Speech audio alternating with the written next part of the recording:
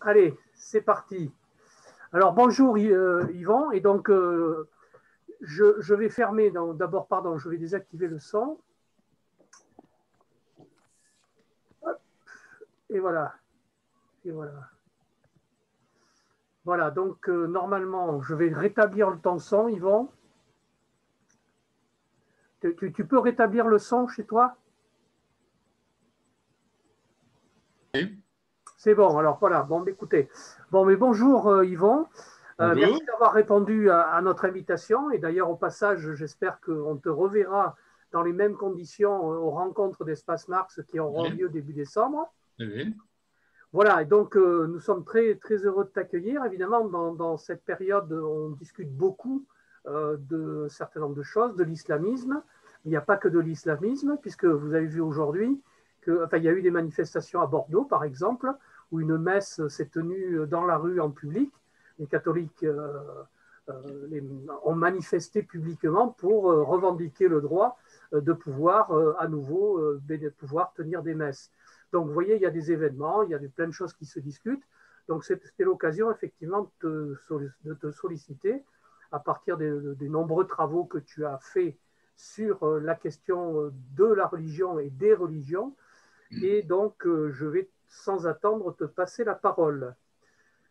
voilà. Alors, merci et je suis ravi d'être invité par vous parce que l'actualité brûlante que nous connaissons mérite qu'on discute effectivement publiquement de la religion sur la base de principes rationnels et raisonnables, mais en même temps avec une ouverture d'esprit, bien entendu, avec la question de savoir quel est le respect auquel les religions ont droit, même quand on est critique vis-à-vis d'elles. Alors, je vais développer mon propos en 3 moments. Je vais d'abord définir ce que c'est que la religion, parce qu'on oublie souvent de le faire. Et à cette occasion, vous verrez qu'il y a des aspects de la religion dont on peut déjà indiquer qu'il faudra peut-être les critiquer d'ailleurs. Ensuite, je présenterai les grandes critiques de la religion qui ont traversé l'histoire de la pensée humaine, en commençant par Spinoza. Et après, dans une dernière partie, bien entendu, je poserai la question de savoir dans quelle mesure on doit les respecter, quel est le droit au respect qu'elles méritent tout simplement. Qu'il s'agisse de la religion catholique ou la religion musulmane ou la religion juive. Mais il se trouve qu'aujourd'hui, on est confronté à la question de l'islam et de l'islamisme. Donc, on pourra s'arrêter là-dessus, mais il y a aussi toujours, malgré tout, et malheureusement, une religion catholique intégriste qui refait surface de temps en temps, si vous voulez, et qui refait surface aussi, je vous le signale, et je le signale aux auditeurs, dans les ex-pays de l'Est. La Pologne et la Hongrie sont malheureusement marqués par un retour du religieux, un religieux qui est carrément l'extrême droite, et fascisant, si vous voulez, on peut le dire comme ça. Alors, la religion, définissons la religion telle que je faisais dans mes cours de philo, tout simplement. Voilà, parce que dans mon cours sur nature et culture, j'en parlais, et puis je faisais un cours très long sur la religion. Alors, la religion, c'est 3 choses qu'il ne faut jamais oublier. C'est d'abord une croyance en une transcendance. Cette transcendance est une transcendance divine, et on la trouve dans les 3 monothéismes. Alors, je laisse de côté les religions polythéistes, etc., qui ne sont pas au centre de mon propos. Donc, croyance en une transcendance. Deuxièmement, c'est la réunion, la communauté de croyants qui croient en la même transcendance. Si vous voulez, il n'y a pas de religion sans communauté. Et cette communauté des croyants en la même transcendance est organisée par une église. Il n'y a pas de religion sans église. Alors, dans le cas de l'islam, c'est un peu plus compliqué, parce qu'il n'y a pas d'église centralisée comme il y en a dans le catholicisme, par exemple, mais il y a quand même des formes d'organisation sacerdotale, j'ai envie de dire, qui relève un peu d'une espèce d'une église un peu dispersée, si vous voulez. Et alors, troisièmement, il n'y a pas non plus de religion sans culte. Ça me paraît très important. Je prends un exemple tout banal qui va vous faire sourire. Voltaire était irreligieux, violemment irreligieux, bien qu'il fût déiste par ailleurs, parce qu'on peut être irreligieux et déiste, j'y reviendrai tout à l'heure. Et alors, il se trouve qu'il ne pratiquait pas la religion par définition, et au dernier moment, d'après ce que j'ai cru lire, il aurait, avant de mourir, demandé l'extrême-onction. Et c'est à ce moment-là que Voltaire s'est manifesté comme homme religieux. parce qu'il pratiquait un rite lié à la religion dont il affirmait l'existence de son Dieu par ailleurs. Si vous voulez, hein. Donc, ce sont ces trois choses qui font la religion. Et du coup, vous voyez, les éléments de critique qu'on pourra proposer par rapport à la religion pourront porter beaucoup moins sur la croyance subjective, parce que je n'ai rien personnellement contre le fait de croire en un Dieu, sauf que les croyances quand même religieuses sont aussi des croyances en quelque chose. Donc elles sont caractérisées par des dogmes. Et ces dogmes peuvent aussi faire l'objet d'un examen critique, et ces dogmes, ils ont fait l'objet d'un examen critique. Hein.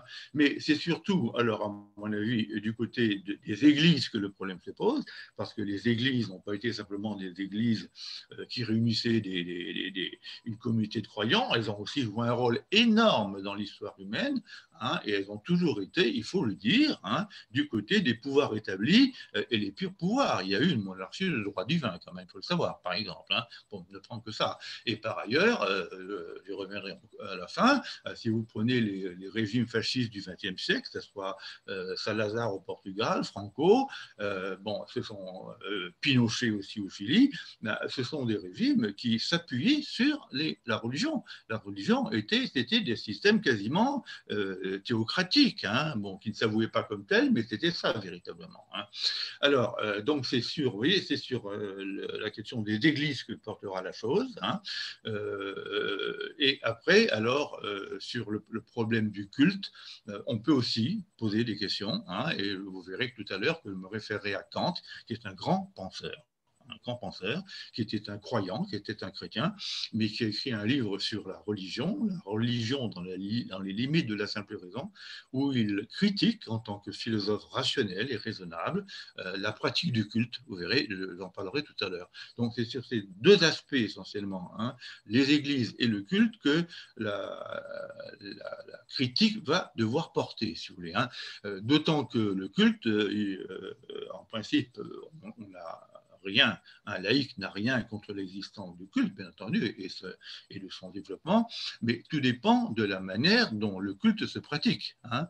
Et la question de la publicité du culte peut faire problème, hein, quand ça déborde, bien entendu, sur l'espace public, hein, puisqu'on a vu récemment des catholiques, hein, demander à pouvoir pratiquer la messe, et éventuellement, il y en a qui se sont même organisés pour la pratiquer en public, hein, il faut le savoir. Bon. Alors, je reviens maintenant je passe à ma critique de la religion. C'est un livre qui s'intitule Critique de la religion, avec un sous-titre, hein, qui a quand même fait polémique, mais que les gens finalement ont accepté, une imposture morale, intellectuelle et politique. Bon.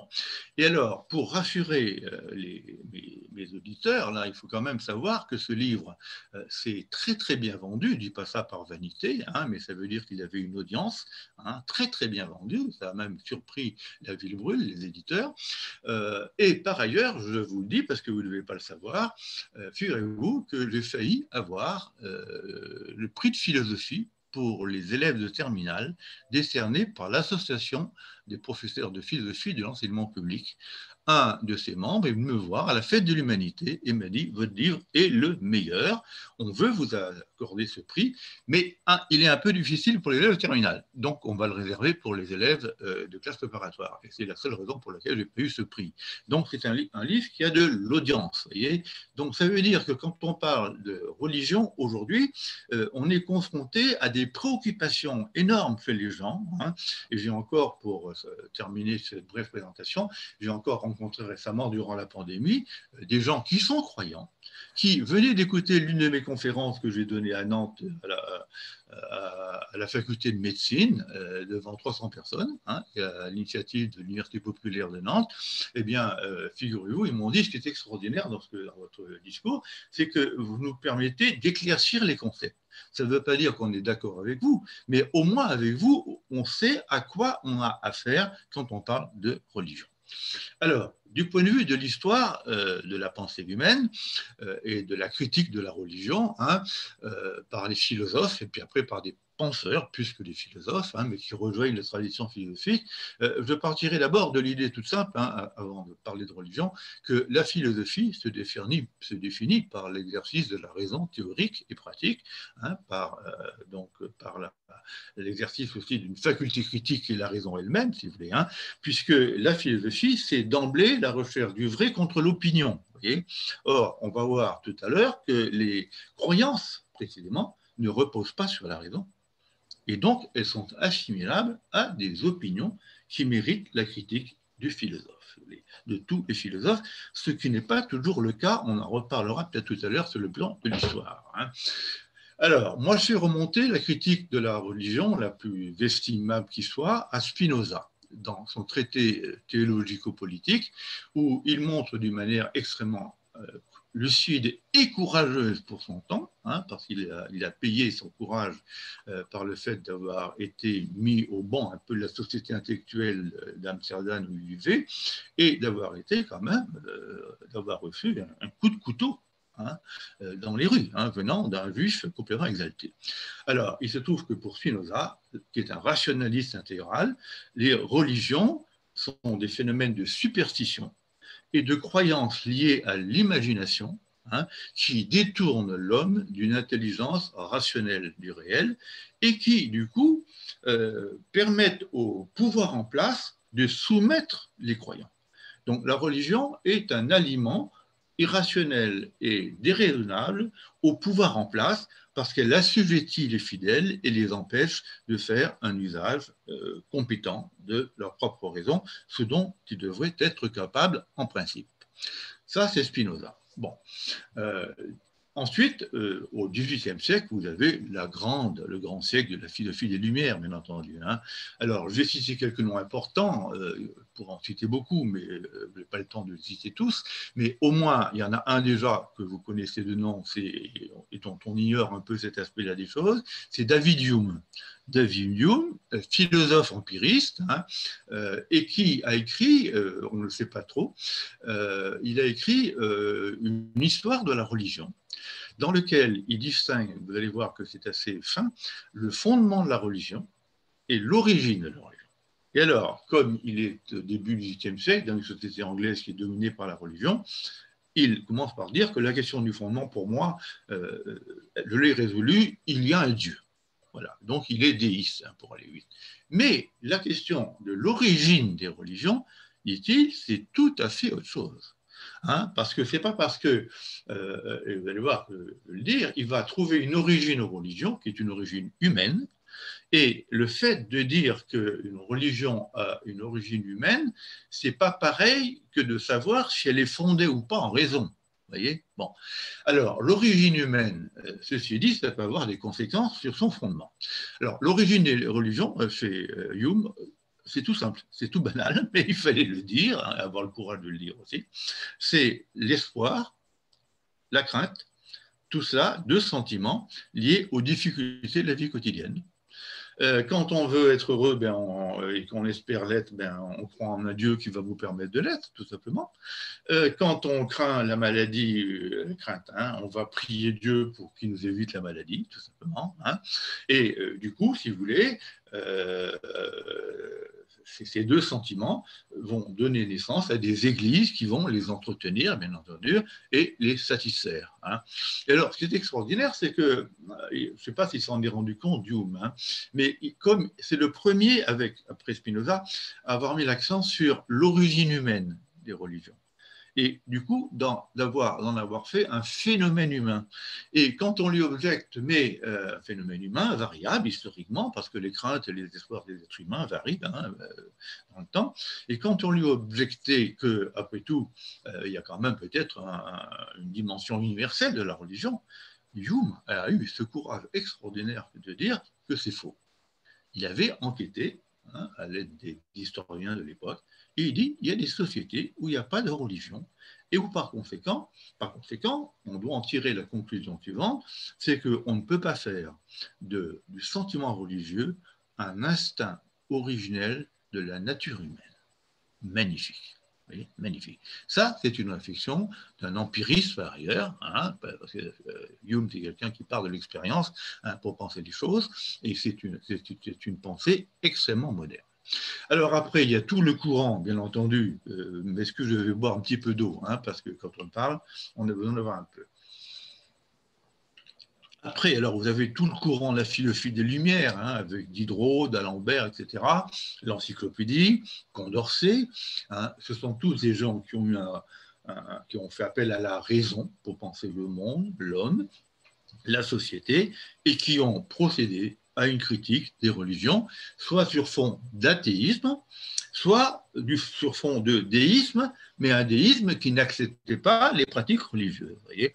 Alors, avant de vous en donner quelques exemples fameux, il y en a un tout simple auquel on pense, c'est Jean-Jacques Rousseau. Jean-Jacques Rousseau était croyant, il était déiste. Et il y a un texte de lui où il dit que la raison pour laquelle il est devenu croyant, c'était que le matérialisme l'amenait à désespérer du monde. Vous voyez, on fait des choses. Bon. Alors, il dit, je suis déiste, je suis croyant, mais il était hostile aux religions, et ce qu'on oublie de dire souvent, parce que les histoires de la philosophie sont assez partiales à ce niveau-là, dans le contrat social.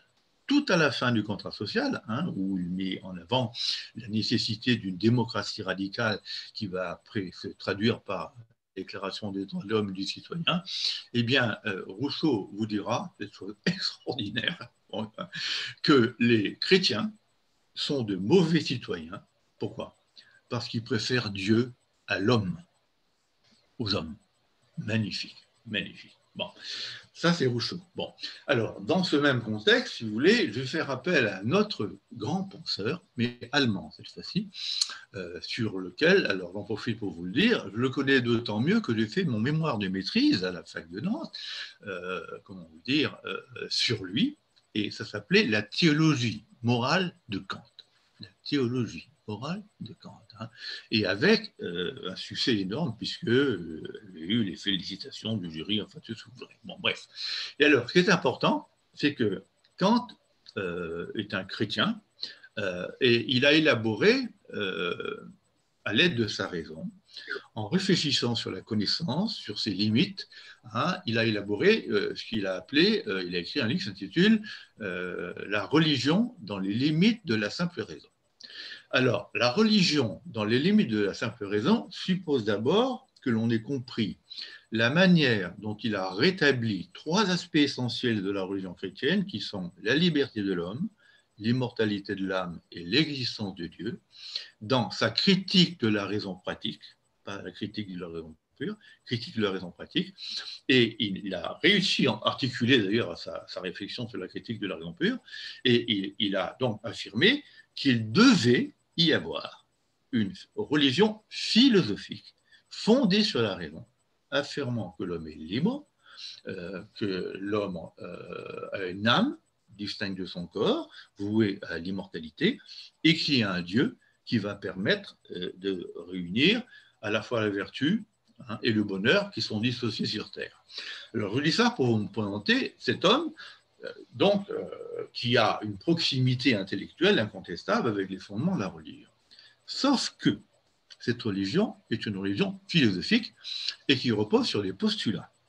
Donc, ça n'a rien à voir avec ce que la théologie chrétienne a fait passer pour un savoir théologique. Vous voyez, c'est un système de croyance, mais de croyance rationnelle. Et alors, ce qui est extraordinaire, dans son livre La religion dans les limites de la simple raison, c'est la critique qu'il va opérer de la religion, comme on dit, positive, de la religion réelle, la religion effective, avec ses prêtres et avec son culte, si vous voulez. Bon. Et alors, il va se mettre à critiquer un certain nombre de dogmes de la religion chrétienne.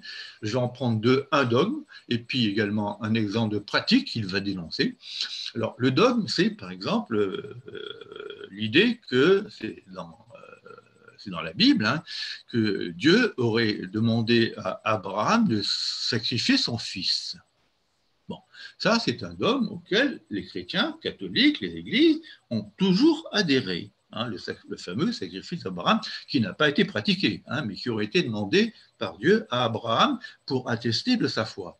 Eh bien, Kant a cette réflexion formidable d'un esprit libre qui consiste à dire, mais comment voulez-vous qu'un Dieu bon et juste demande à un homme de sacrifier son fils pour attester de sa foi en moi. Ça n'a aucun sens. Il élimine. Vous voyez, donc, il va faire comme ça un tri extraordinaire, y compris le péché originel, par exemple. Hein. Bon, moi, j'ai relu récemment la Bible. Le début de la Bible, c'est quelque chose qui est absolument hallucinant, qui ne tient pas le coup, si vous voulez. Hein. Donc, il va éliminer toute une série de dogmes, vous voyez, qui caractérisent la religion protestante, en l'occurrence, en Allemagne, officielle. Et alors, s'agissant de la pratique, il est aussi tout aussi extraordinaire, parce que, par exemple, je prends un seul exemple qu'il donne, hein, il dit les religions d'Église hein, donnent un prix au culte qu'il ne faut pas lui donner.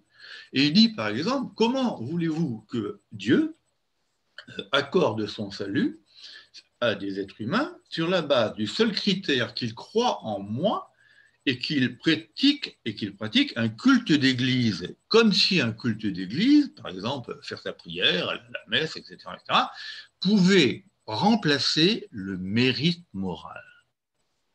Et c'est donc pour lui le mérite moral qui est le critère sur lequel Dieu va s'appuyer pour assurer éventuellement le paradis aux croyants. Vous voyez, ça c'est extraordinaire. Parce qu'on voit à quel point les religions se sont dégradées en système de culte, si vous voulez, qu'on pourrait dire quasiment superstitieux, si vous voulez. Alors je dis, bravo Kant.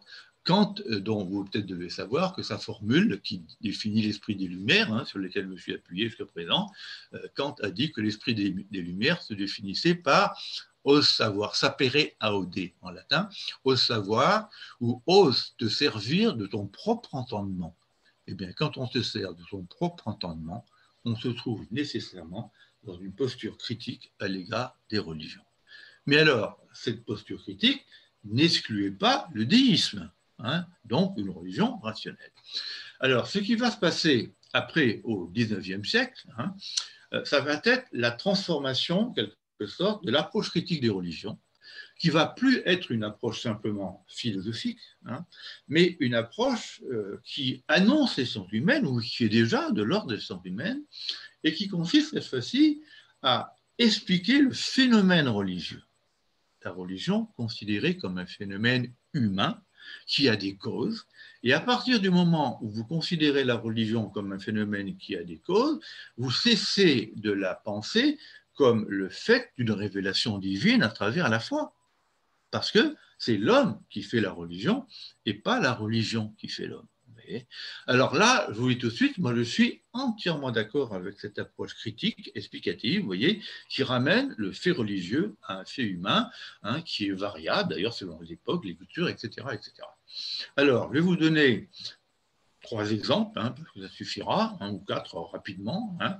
Le premier grand exemple qui a inspiré Marx, d'ailleurs, c'est celui de Ludwig Feuerbach. Alors, Ludwig Feuerbach, c'est un très grand esprit qui a payé de son analyse du christianisme, hein, dans l'essence du christianisme. Il a payé l'écriture de ce texte, et avant, il avait payé le fait d'avoir abordé la religion dans ses cours et dans des livres, il l'a payé par le licenciement de l'université où il enseignait. Parce que le XIXe siècle, en Allemagne, mais aussi en France, c'était la censure exercée contre ceux qui critiquaient les religions. Vous voyez, alors, il a dû quitter l'université où il enseignait. Il avait une femme qu'il adorait et qui est une riche héritière. Donc, il a continué à travailler dans le château de sa femme et il a écrit L'essence du christianisme. Alors, c'est un livre fabuleux qui consiste à dire, parce que Marx reprendra la formule, ce n'est pas la religion qui fait l'homme, c'est l'homme qui fait la religion. Et la religion est un phénomène strictement humain qu'il va faire Marx expliquer sur le plan de la subjectivité humaine, dans une approche qu'on pourrait dire empirique, vous voyez, quasi scientifique. Il se définit d'ailleurs dans l'essence du christianisme et dans son introduction ou sa préface, il se définit comme un penseur de type scientifique, physiologiste, s'appuyant sur la physiologie, parce qu'il va aussi repérer des causes maladives au phénomène religieux. Alors, qu'est-ce que la religion pour lui? La religion, c'est un phénomène d'aliénation. qu'est-ce qu'il entend par là? Parce que ce concept a fait fureur après chez Marx, etc. Mais chez lui, ça a un sens très très précis. Dans la religion, l'être humain, si vous voulez, projette dans un monde imaginaire autre que le monde réel. Aliénation, ça renvoie à l'idée d'altérité, de quelque chose d'autre. Donc, l'être humain projette dans un monde imaginaire et dans la croyance en un Dieu des aspirations qui sont les siennes et qu'il ne peut pas, bien entendu, réaliser sur Terre. Et deuxièmement, il est séduit par des qualités, il aura envie de posséder des qualités qu'il n'a pas, et du coup, ces qualités qu'il n'a pas, comme l'infinité, l'immortalité, enfin, etc., il va les attribuer à un être divin, s'il sera Dieu, qui va lui-même l'aider à être, par exemple, immortel. Vous voyez. Et donc, la religion, c'est un phénomène imaginaire, vous voyez, qui console l'homme de sa finitude et dans lequel l'homme s'enferre et du coup s'empêche de se réaliser sur Terre, puisqu'il croit qu'il peut réaliser ses aspirations ailleurs. Et alors, la leçon que Feuerbach en tire, qui est une leçon humaniste, hein, bien entendu, ça consiste à dire tout simplement que l'être humain doit échapper à cette aliénation dans un monde imaginaire, procéder à une autocritique à l'aide éventuellement du philosophe que lui, Feuerbach, est, revenir à lui-même et décider d'investir, de réaliser les aspirations qu'il tentait de réaliser dans un monde imaginaire, il faut qu'il réalise sur Terre, voyez, dans ses rapports avec autrui, et en pratiquant une vie alors interhumaine marquée par l'amour. À tel point, marqué à tel point par l'amour et le lien interhumain, qu'à la fin de son livre, L'essence du christianisme, il va se déclarer communiste. Mais communiste en un sens très particulier, en un sens strictement humaniste, hein, en disant ma vie doit être fondée sur l'amour interhumain, sur l'amour du commun, et c'est en ce sens-là que c'est lui qui parle, Feuerbach, il est communiste. Il aime les autres. Et ça vaut largement l'amour de Dieu. Ça, c'est Feuerbach. Alors, le problème, tout simplement, je reprends encore un petit peu d'eau. Le problème, c'est qu'il y a Marx qui vient après. Alors, Marx, c'est un très grand bonhomme, hein, il faut le dire, encore plus fort que Feuerbach, comme je l'ai tout dit, c'est un génie, un théorique. Bon, on commence à s'en apercevoir à nouveau ces temps-ci, vous voyez, à l'université. Et alors, il se trouve que Marx a été très influencé par Feuerbach, très influencé. Hein. Il l'a admiré, et ses premiers écrits portent la marque de Feuerbach. Alors, je vais vous le montrer en m'appuyant sur un texte célèbre de 1843, dans lequel il est question de l'opium du peuple. Et ce texte-là est un texte d'inspiration feuerbachienne, mais version Marx. Vous voyez. Et alors, il s'appuie en particulier sur l'idée que ce n'est pas la religion qui fait l'homme, mais l'homme qui fait la religion, contre Feuerbach, et il ajoute cette idée. Alors, je ne crois pas qu'elle soit vraiment chez Feuerbach, mais elle correspond à l'esprit de Feuerbach.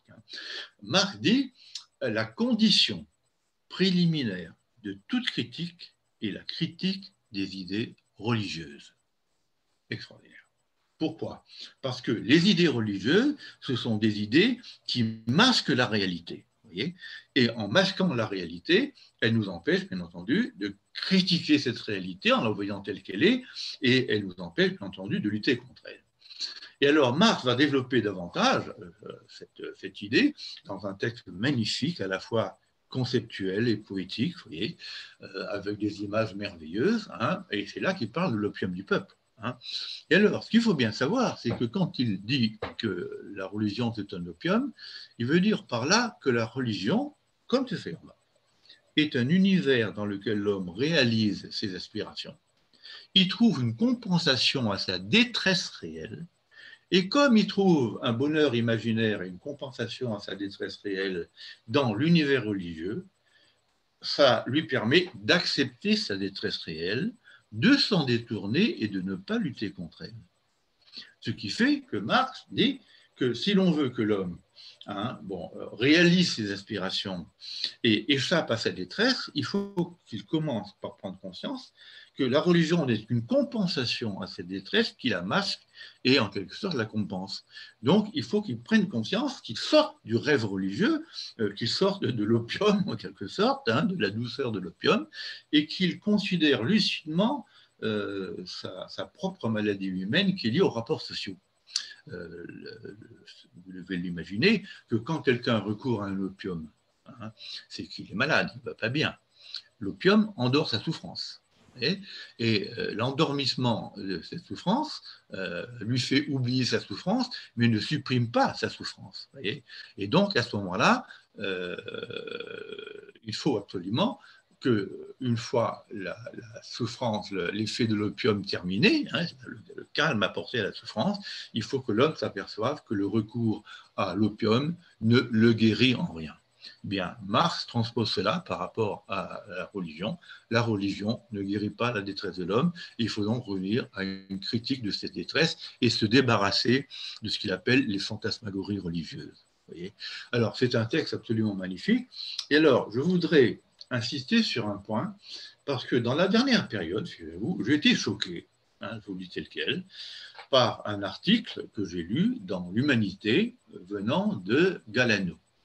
Alors, Galano est un philosophe qui est agrégé de philosophie, etc. Il a des compétences, tout ce que vous voudrez. Mais alors, il se trouve que j'avais critiqué la religion, alors, cette fois-ci non pas dans une tribune, mais dans le Creux des lecteurs, parce qu'il y avait un article paru dans l'Humanité qui ne m'avait pas beaucoup plu du tout, où un avocat parisien prétendait qu'on n'avait pas à s'occuper du blasphème, ce n'est pas notre problème, etc. Et il terminait en disant « Nous devons respecter les croyants et les fidèles ». Bon, ça m'avait agacé parce qu'on était dans l'Humanité, et j'ai rappelé dans un billet du Creux des lecteurs que Marx n'avait cessé tout au long de sa vie de critiquer la religion, à commencer par, dans sa jeunesse, avec le texte dont je viens de vous parler. Bien, figurez-vous que Galano, qui est agrégé de philo, m'a répondu, il a eu droit à une tribune, sans me citer, mais tout le monde a deviné qu'il était question de moi. Et moi, ce n'est pas moi en tant que tel qui importe, c'est le discours que je tiens, bien entendu. Et il prétend, tout simplement, cette chose absolument étonnante, que Marx n'aurait critiqué la religion que dans sa jeunesse, ce qui est faux, entièrement faux.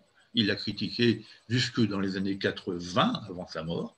Et deuxièmement, je pourrais en apporter la preuve, bien entendu. Et deuxièmement, Galano réduit la religion, dans ce texte dont je viens de vous parler, à un effet de cause sociale. Alors, la religion est un effet de cause sociale, de la détresse sociale, des rapports sociaux, de domination et tout ce que vous voulez. Mais ce que dit Marx aussi, c'est que cette religion n'est pas qu'un effet de la détresse. Elle est aussi une cause rétroactive de cette détresse parce qu'elle l'entretient par les illusions qu'elle sème dans la conscience des hommes. Donc, il y a un pouvoir rétroactif, vous voyez, de la religion, qui est l'effet de cause, mais qui est aussi une cause d'effet de conservation de la détresse sociale des hommes. Et ça, c'est formidable, parce que c'est l'annonce du concept d'idéologie. La religion, c'est un système idéologique, et il faut savoir que les idéologies, contre une lecture purement économiste, vous voyez, qu'on pourrait avoir la société, les idéologies jouent un rôle dans la société, souvent de justification de l'ordre établi, parfois aussi de critique, bien entendu, mais de justification de l'ordre établi. Or, les religions, massivement, depuis l'Antiquité jusqu'à nos jours, et hormis quelques exemples que je donnerai par la suite, les religions ont joué un rôle néfaste de conservation sociale. Voilà.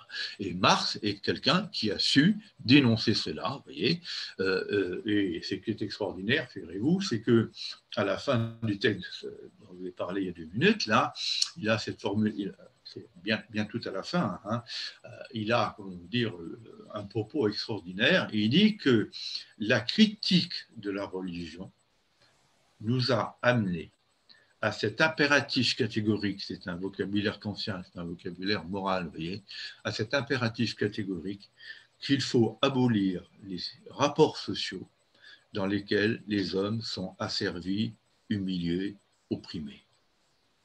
Vous rendez-vous compte ? la critique de la religion nous amène à vouloir une société réellement humaine dans laquelle l'homme est émancipé des maux du capitalisme. Voilà, ça c'est Marx. Alors, que reste-t-il après comme autre penseur dont on pourrait s'inspirer? Alors, il y en a un dont je vais vous parler quand même. Il n'est pas toujours très bien vu par les marxistes, pas très bien étudié par eux, c'est Nietzsche.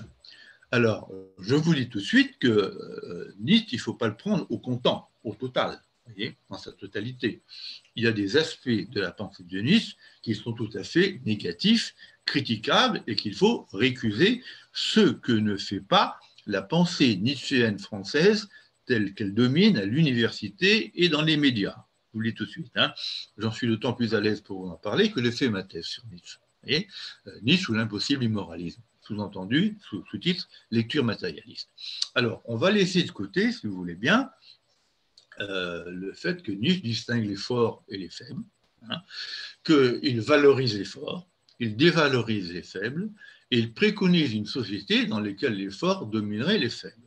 Je vous dis tout de suite que c'est une anthropologie profondément inégalitariste, et c'est une anthropologie qu'il faut récuser parce qu'elle a pu nourrir par en dessous le fascisme et surtout le nazisme. Bon. Mais il se trouve que Nietzsche, ce n'est pas que ça. C'est aussi quelqu'un qui a critiqué les religions et qui a vu dans les religions, et en particulier dans la religion chrétienne, alors son diagnostic est en partie contestable, mais je vais prendre l'aspect qui est acceptable. Il a vu dans la religion chrétienne un système de valeurs qui nie la vie. Or, effectivement, si vous prenez les valeurs professées par le christianisme dans son histoire, ça a été essentiellement des valeurs qui dénigraient la vie, qui dénigraient le corps, qui dénigraient la chair, qui dénigraient la sexualité. Rappelez-vous la théorie de la doctrine des péchés, le péché de la chair, qu'est-ce que ça veut dire? Le péché de gourmandise, qu'est-ce que ça veut dire, etc. Et donc, Nietzsche va associer une certaine forme de morale à la morale chrétienne, qui n'est pas la morale en général, mais c'est une forme de morale, et il va dire que cette morale est une antinature. Et donc, le christianisme professe des valeurs qui sont antinaturelles. Et donc, il nous propose de sortir des croyances religieuses pour retrouver le goût de la vie, le goût de la vie, le goût de son épanouissement, contre toutes les absurdités, dit-il, que la religion chrétienne a professées. Alors ça, c'est Nietzsche. Alors, il y a un aspect nietzschéen sur lequel je ne reviens pas, parce qu'il a aussi tendance, non seulement il a tendance, mais il a expliqué la morale chrétienne par ce qu'il appelle le ressentiment. Alors, je vous dis tout de suite que cette explication de la morale chrétienne par le ressentiment, des faibles contre les forts, est une explication qui, moi, ne me satisfait pas, parce que je crois que la morale chrétienne n'est pas seulement fondée sur le ressentiment, elle est aussi fondée sur des croyances, bien entendu, mais aussi sur des valeurs. M'excuse, mais le christianisme, c'est aussi la morale évangélique du Christ, à savoir, aimez-vous les uns les autres. Aime ton prochain comme toi-même. Et ça relève d'une disposition morale de l'être humain qui n'a rien à voir avec un ressentiment qui serait lié à une faiblesse que l'être humain éprouverait, si vous voulez. Donc, avec envie, du coup, envie revendicative contre l'effort, là, je pense que Nietzsche délire un petit peu. Dernier exemple que je vous donne, on n'est plus au 19e, mais on est à la fin du 9e et surtout au début du 20e. Un grand penseur aussi, on n'est plus dans la philosophie, vous remarquerez, on est dans une pensée critique qui est de type sciences humaines, qui est en train de mettre en place des sciences humaines, et ce grand penseur, c'est quelqu'un comme Sigmund Freud. Alors Freud, psychanalyste, théoricien de l'inconscient, des pulsions, etc., a eu cette audace intellectuelle d'élargir sa conception de l'être humain en tant que sujet, susceptible de maladie mentale, influencé par son enfance, par son inconscient, etc. Il a étendu ses vues psychologiques sur l'individu à l'être humain en général et aux phénomènes culturels. Vous voyez, il a procédé à une extension, alors j'appelle ça, moi, une extension anthropologique de la psychanalyse, qui est une psychologie individuelle. Et là, il a procéder à cette exemption qui nous permettent d'éclairer d'une manière extraordinaire certains phénomènes culturels, comme l'art, par exemple, la civilisation, bien entendu, mais aussi la religion. Et alors, je voudrais en parler parce qu'il a écrit un petit livre qui est assez extraordinaire, qui n'est pas très compliqué à comprendre. Mais j'en profite pour le dire parce que j'avais un ami autrefois, c'est une anecdote que je fais, avec qui j'ai passé le CAPES de philo puis la grecque de philo, qui me disait « Oh, les textes de Freud ne sont pas assez compliqués. C'est pas parce qu'un texte n'est pas compliqué qu'il n'est pas profond. » Et inversement, il y a des textes profonds, il y a des textes qui sont très compliqués et qui ne sont pas profonds. Vous voyez, c'est l'inverse. Donc, un texte simple peut être très profond. Et alors, la thèse de Freud, dans L'avenir d'une illusion, c'est de dire que la religion, c'est un système d'illusions. Alors, qu'est-ce qu'il entend par là? D'abord, première chose importante, vous voyez, pour le respect qu'on doit aux religions, éventuellement, Freud a le soin de signaler qu'une illusion n'est pas une erreur, parce qu'une erreur, c'est un phénomène purement intellectuel. Or, la religion est un phénomène psychologique. Et deuxièmement, que la religion, sur le fond, n'est pas nécessairement une erreur. Parce qu'on ne peut pas démontrer, par exemple, qu'il n'y a pas de Dieu.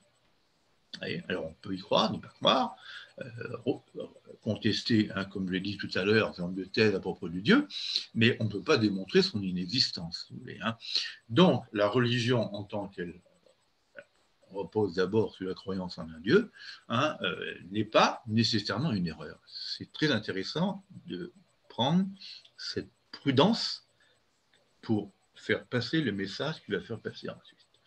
Et le message qu'il fait passer, c'est que la religion est une production psychologique de l'être humain qui a deux types de causes.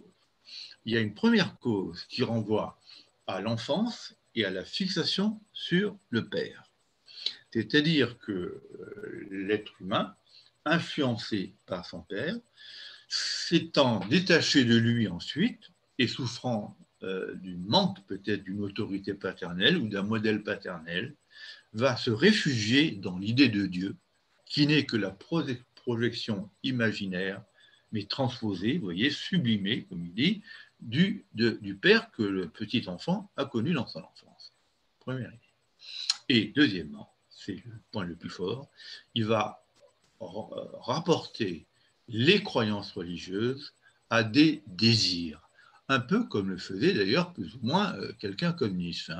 Ça veut dire que l'être humain, si vous voulez, va projeter dans l'univers religieux des désirs qu'il ne peut pas satisfaire, mais auxquels il tient, mais auxquels qu'il ne peut pas satisfaire du fait de sa finitude d'être humain. Par exemple, l'être humain désirerait ne pas mourir, qu'est-ce qu'il va faire? Il va croire en son immortalité et il va donc verser dans l'illusion selon laquelle il serait immortel.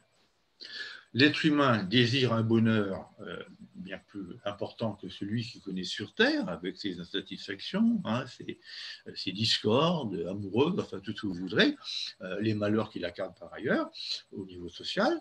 Eh bien, Freud va vous dire, l'être humain va satisfaire son désir de bonheur infini, qui est tout à fait normal et légitime, il va le satisfaire dans la croyance en un bonheur que le paradis va lui donner. Et si vous prenez tous les thèmes de la religion, on s'aperçoit qu'ils correspondent tous à la satisfaction imaginaire d'un désir.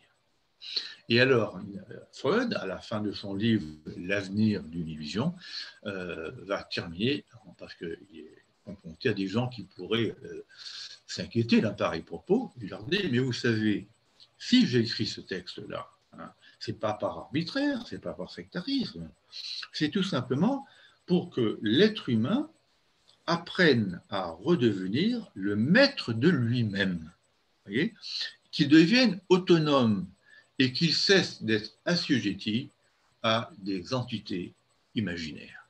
Je veux son autonomie. Voilà. Ça, c'est Freud. Ben, écoutez, j'ai dit à peu près l'essentiel sur la critique des religions. Et donc, je peux, puisqu'il me reste encore 10 minutes et mon réveil devant moi, hein, je peux aborder la question désormais du type de respect, hein, auquel ont éventuellement droit les religions. Hein, bien entendu, dans le cas de la laïcité républicaine qui est la nôtre. Alors, vous savez que la laïcité consiste à séparer l'État et les églises, bien entendu, hein, à ne soutenir, à ne reconnaître officiellement aucune église particulière, ni à la préférer, bien entendu, ni à l'alimenter financièrement, elle ne soutient aucun culte non plus, hein, elle ne prend pas parti, hein, elle est neutre dans ce domaine, mais elle ne rejette pas, elle ne critique pas le droit de critiquer les religions, c'est-à-dire d'être athée et de porter sur elles un regard critique. Donc la réflexion critique sur les religions est inscrite dans la loi républicaine qui fait des êtres humains des sujets responsables d'eux-mêmes et de leur intelligence. Donc, ce qui veut dire que dans une république comme la nôtre, par opposition à ce qui se passe, par exemple, vous voyez, dans d'autres républiques, disons, ce ne sont pas des républiques, même si parfois elles ont ce nom-là, dans les régimes islamiques, hein, la critique de la religion d'État, qui est l'islam, est interdite par la religion islamique, et ceux qui s'y consacrent à cette critique, je vous le dis tout de suite, parce que j'en ai été moi-même victime, d'une menace de mort, on en parlait tout à l'heure, j'ai été victime de cela, dans les pays islamiques, les athées, alors avant c'était les polythéistes aussi ou les infidèles, mais maintenant c'est essentiellement les athées, sont condamnés à la mort. Il faut le savoir. Hein. Et c'est pour ça que nous sommes aujourd'hui confrontés à tout ce qui se passe autour de la question islamique, avec la mort de fameux professeur, hein, Paty, qui a été tué au nom d'Allah. Au nom d'Allah. Alors, je reviens en arrière plus largement par rapport aux religions, étant admis que la République accepte le droit pour les religions d'exister et de pratiquer un culte, bon, et de professer des valeurs qui leur sont propres. Ça, c'est étant admis cela. Hein, donc, il n'est pas question, et Marx, par exemple, n'a jamais envisagé cela, il n'est pas question d'interdire les religions, de les réprimer. Par contre, le droit à leur critique est lui-même de droit. Ça fait partie des droits de l'intelligence par rapport à tout phénomène, quel qu'il soit.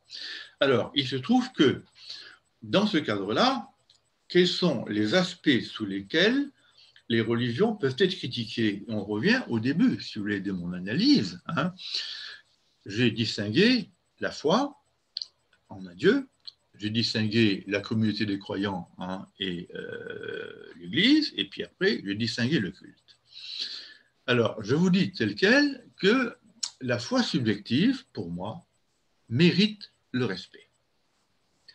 Alors, qu'on soit athée au sens où l'on nie Dieu, hein, ou qu'on soit athée au sens que j'appelle privatif, sans Dieu, mais c'est-à-dire agnostique. Hein. Bon. Dans les deux cas, on doit respecter le droit à quelqu'un de croire en une transcendance divine.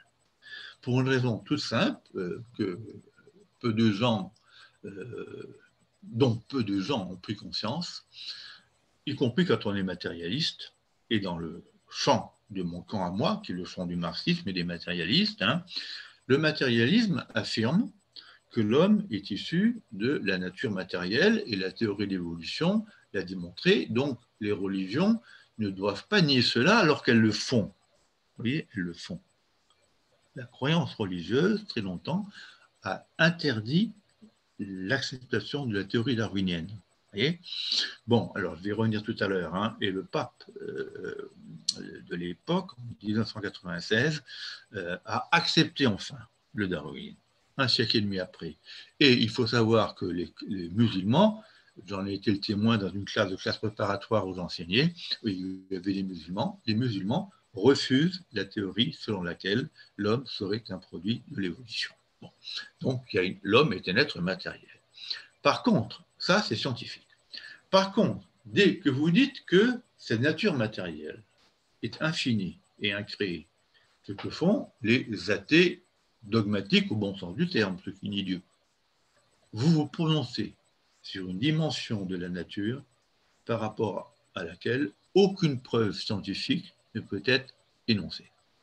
Et j'ai un ami qui s'appelle Marcel Comte, qui est un grand bonhomme, qui a été communiste, qui est de conviction communiste, qui est très connu d'ailleurs, qui est un naturaliste, pas tout à fait un matérialiste, mais il croit en la nature, il la pense incréée, éternelle, mais il a le mérite extraordinaire de dire « je n'en ai pas la preuve scientifique ». Je ne peux que argumenter en faveur de cela, mais je n'en ai pas la preuve.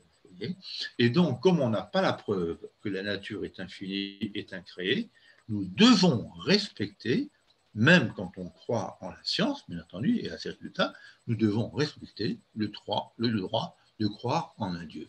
Ça, c'est un droit fondamental. Alors, il se trouve que la croyance en un Dieu, qui en plus a pour effet, chez un être humain, de donner du sens, par exemple, à l'existence, ou de vous garantir de retrouver vos proches qui seront morts, etc. etc. Donc, il y a des aspects humains dans cette croyance qu'on ne va pas contester, bien entendu. Ça n'a pas de sens, si vous voulez. Mais il se trouve que croire en un Dieu, c'est toujours croire en quelque chose. Et la croyance en un Dieu n'est pas simplement la croyance en un Dieu. C'est la croyance en un certain nombre de dogmes qui sont liés à telle ou telle religion. Le dogme du péché originel. Le dogme aussi, alors je ne sais pas si vous le savez, à propos de la dénégation de la chair, le dogme que la chair est une source de péché, et le refus de l'homosexualité dans les trois monothéismes. Ce sont des choses auxquelles les croyants croient aussi. Le dogme selon lequel le monde aurait été créé en 6 jours, le 7e Dieu se serait reposé, ça a dominé les esprits pendant des siècles, et les religions ont dénoncé les scientifiques qui disaient le contraire. Rappelez-vous que Giordano Bruno, a été brûlé pour avoir dit cela, et que Copernic, qui était partisan de l'héliocentrisme, c'est le Soleil qui est au centre du monde, et pas la Terre, Galilée a été condamné par les autorités de son temps. Et il a dû remettre en cause ce qu'il prétendait, alors qu'il continue à penser que c'était vrai, si vous voulez. Donc vous voyez qu'il y a un droit de critique incontestable sur un certain nombre de contenus des croyances religieuses quand elles heurtent des acquis scientifiques. Elles doivent s'incliner devant les acquis scientifiques, et quand elles heurtent aussi certains principes moraux. Parce que si vous prenez, pour ne prendre que cet exemple-là, si vous prenez le cas de l'islam, avec le droit à la polygamie, le droit pour les hommes d'avoir 4 femmes, la domination de la femme par l'homme, dont le port du voile est le signe, puisque le port du voile permet à la femme, et puis surtout pas seulement le voile d'ailleurs, mais disons l'ensemble du vêtement de la femme musulmane quand elle porte l'ensemble, ça permet de cacher aux hommes le corps de la femme, parce que le mari ne veut pas que le corps de sa femme soit vu par d'autres hommes. Vous voyez, ça, ce sont des choses qui ne sont pas admissibles. Bon, de la même manière, la possibilité pour un homme qui veut se marier de vérifier la virginité de la femme, ou encore d'épouser une femme dès 9 ans.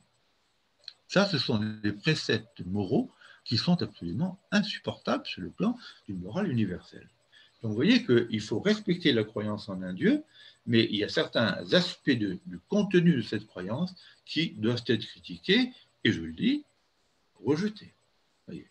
Alors après, il y a aussi, j'en ai déjà parlé un petit peu, il y a la dimension de l'Église, la communauté des croyants, droit à toute communauté d'exister, avec bien entendu une église qui l'encadre, mais à condition que ce culte soit dans une sphère privée et n'envahisse pas, bien entendu, la sphère publique. Ça, c'est fondamental, si vous voulez. Et troisièmement, il y a aussi, alors là, ce qui est tout aussi important, la critique du rôle que les églises ont joué dans l'histoire humaine. J'en parlais au début de mon exposé, mais la plupart des églises ont été la plupart du temps du côté des pouvoirs en place. Ça a commencé par le fait de consacrer la monarchie en disant qu'elle était de droit divin. Et je vous rappelle qu'un homme comme Jean-Jacques Rousseau, qui était déiste, j'en ai parlé, Jean-Jacques Rousseau, à la fin de son discours sur les inégalités parmi les hommes, s'en prend à la religion chrétienne, qui sanctifie les inégalités sociales et sanctifie le droit du monarque sur ces sujets. Bon, ça c'est formidable, on ne peut pas accepter ça. Les églises ont été complices des pires régimes dans l'histoire humaine. Alors par contre, il faut être honnête, ça aussi, parce qu'il s'agit de faire preuve d'esprit critique et non pas de critique sectaire, d'esprit sectaire. Il y a aussi des éléments de l'histoire des religions qui ont pu être favorables à des causes progressistes. Bon, il faut penser à la guerre des paysans, menée par Thomas Müntzer, par exemple. Penser, alors surtout, disons, la théologie de la libération en Amérique latine, qui consistait à mettre l'accent non pas sur Dieu, mais sur le Christ, et à se révolter contre les injustices sociales et le capitalisme, au nom de l'amour que le Christ préconise. Ça, ce sont des choses formidables. Et pensez aussi au rôle que les prêtres ouvriers ont pu jouer dans les années 68, si vous voulez. Donc, la critique politique des religions et de droit, mais en même temps, elle ne doit pas être systématique et sectaire. Elle doit s'ouvrir à ce que les religions peuvent comporter d'éléments progressistes, si vous voulez. Bon. Et enfin, il reste la question, bien entendu, du culte et de la manière dont ce culte s'exerce. Alors, le culte religieux concerne la communauté religieuse. Elle n'a pas à se manifester en public, comme certains chrétiens sectaires actuellement le veulent, sous prétexte que les églises sont fermées à cause de la pandémie. Alors, ils voudraient créer des rassemblements publics. Non, la loi républicaine de respect de la santé de tous est prioritaire. Et le culte doit être pratiqué dans des lieux qui lui sont réservés et qui sont financés par les églises elles-mêmes, si vous voulez. Ça me paraît, si vous voulez, fondamental. Mais, ceci dit, on peut aussi critiquer, comme le faisait quelqu'un comme Kant, dont on a parlé tout à l'heure, des aspects du culte dont on peut se demander quel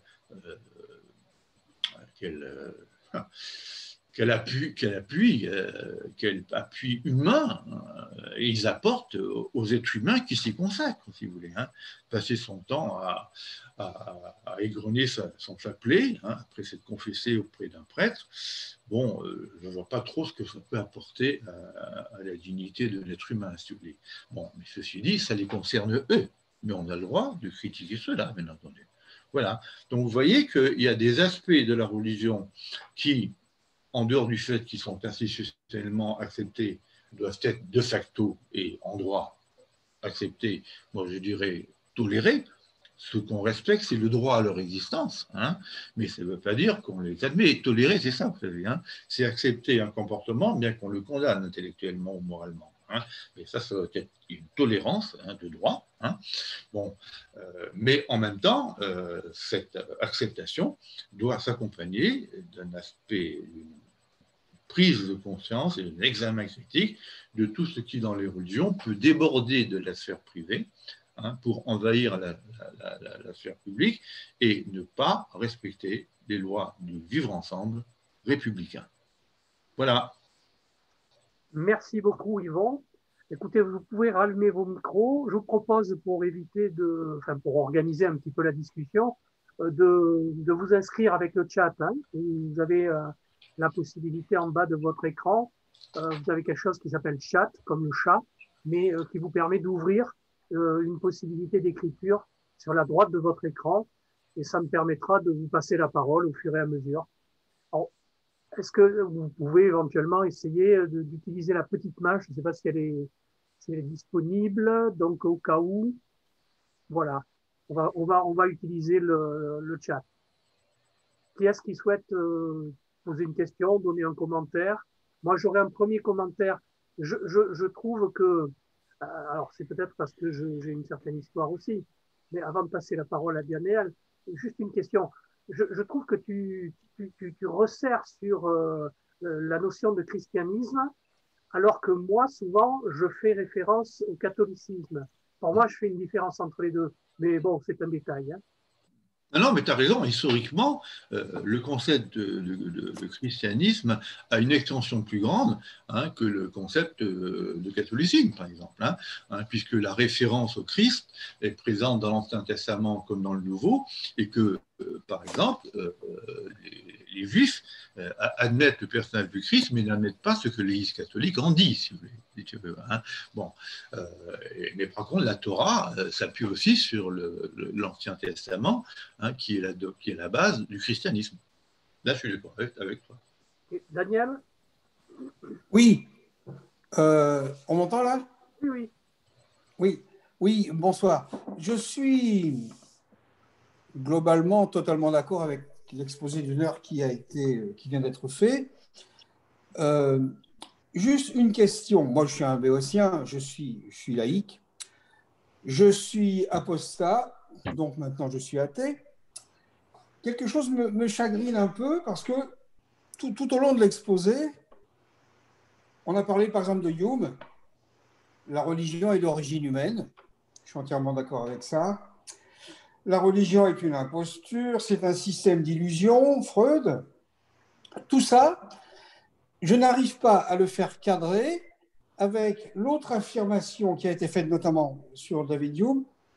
Lui, il dit la religion est d'origine humaine et pourtant, il était déiste. Ça me semble irréductible. En quoi peut-on l'être les deux? En quoi peut-on penser que la religion est d'origine humaine? Et moi, c'est ce que je crois fermement. Mais comment, une fois que l'on a dit ça, Feuerbach aussi a dit des choses à peu près comme ça, comment peut-on être déiste en même temps? Voilà ma question. Oui, ben c'est une très bonne question, mais je répondrai, si tu veux, dans le sens que tu suggères en quelque sorte. Alors, pour revenir à Hume, si tu veux, dans son histoire de la religion, on a un peu le sentiment que, avant de parler de l'origine des religions, il va se protéger, si tu veux, en expliquant que c'est pas parce que je vais parler de l'origine que je vais pour autant invalider le contenu des religions.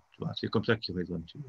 Parce que c'est pas parce que, alors, je vais m'exprimer un peu prosaïquement, c'est pas parce que je te dis que si tu es comme ça dans tel ou tel domaine, donc dans le domaine religieux, par exemple, c'est parce que tu as eu telle éducation. Mais c'est pas parce que je trouve l'origine de ta position intellectuelle ou idéologique dans les causes qui sont liées à ton éducation ou ton enfance que j'ai invalidé le contenu de ta position. Voilà. Et donc, bien sûr. Voilà. Et donc, ce que veut dire Hume, et je crois qu'il se protège en fait, ce que veut dire Hume, c'est que en ramenant ce qui est l'objet de mon livre, la religion, un phénomène humain, je ne veux pas dire pour autant, c'est une précaution oratoire, que pour autant qu'elle n'est pas justifiable sur un plan rationnel. On peut malgré tout la fonder et donc distinguer ce que les religions disent et font de Dieu dans leur fonctionnement concret et l'idée même de Dieu. De la même manière que Kant, qui n'était pas, lui, par contre, Kant n'était pas sur le terrain d'une explication de la religion par son origine. Mais il y a chez Kant, il y a une critique des religions dans leur fonctionnement, et l'admission rationnelle d'un Dieu lui-même rationnel. Tu vois. Lui, il joue sur les deux tableaux, si tu veux, mais il est partisan d'une religion philosophique, si tu préfères, et non pas d'une religion d'église. Bon, on peut dire ça comme ça. Si tu veux, Alors, ceci dit, comment te dire, il faut faire attention à ce que la position athée, c'est la mienne aussi, mais tu vas prendre la distinction entre un athée, A-T sans Dieu, et athée, il n'y a pas de Dieu. Bon, alors, moi, pour être rigoureux, je suis athée sans Dieu. Bien sûr, moi aussi. Mais est-ce que je peux m'affirmer athée au sens de dire il n'y a pas de Dieu, comme n'en est pas la preuve, je me contente de dire je suis sans Dieu, par contre, je suis matérialiste. Oui. Et mon matérialisme, lui, il est scientifiquement fondé. Ce n'est pas une croyance. Non, mais je comprends. C'est une thèse scientifique. Philosophique et scientifique. On ne peut pas prouver qu'il n'y a pas de Dieu Je pense que c'est ce que pensait Hume. Mais est-ce qu'il avait pour autant besoin d'être déiste? Ah oui. C'est ça que je ne comprends pas. Oui, oui. Alors, écoute, moi je te dis qu'il se trouve que Hume a écrit un dialogue sur la religion naturelle. Hein. Bon. Alors, il y a l'opposition entre une religion naturelle, tu vois, et une religion d'Église. Ça, c'est important aussi, tu vois, hein, parce que Ouais, la religion ouais. naturelle ne comporte pas les défauts, précisément, des religions d'Église qui sont des religions historiques. Tu vois, hein. Et alors, le même Hume, dans ce dialogue, où il y a trois personnages, il y a trois personnages. Hein. Et il y en a un qui est très sceptique. Et tout le monde a signalé que l'incarnation de Hume dans ces trois personnages, Ouais, c'était le sceptique. d'accord. Voilà. Et donc, moi, je pense qu'il y a eu une attitude de prudence. Hein, Ok, ok. et alors, je D'accord. termine par un Merci. dernier point, si tu me permets, parce qu'il y a eu un traité, tu vois, en Angleterre. Il était anglais, Hume, hein. Tu connais sans doute la lettre sur la tolérance, hein, de John Locke. Alors, ce qu'on ne sait pas, et ce que ne veulent pas dire les spécialistes de Locke, parce que j'ai lu les introductions à la lettre sur la tolérance. Locke a le courage, face à une société qui était déchirée par des conflits religieux infinis, indéfinis, de secte à secte, l'Église anglicane, l'Église liée à Rome, etc., etc.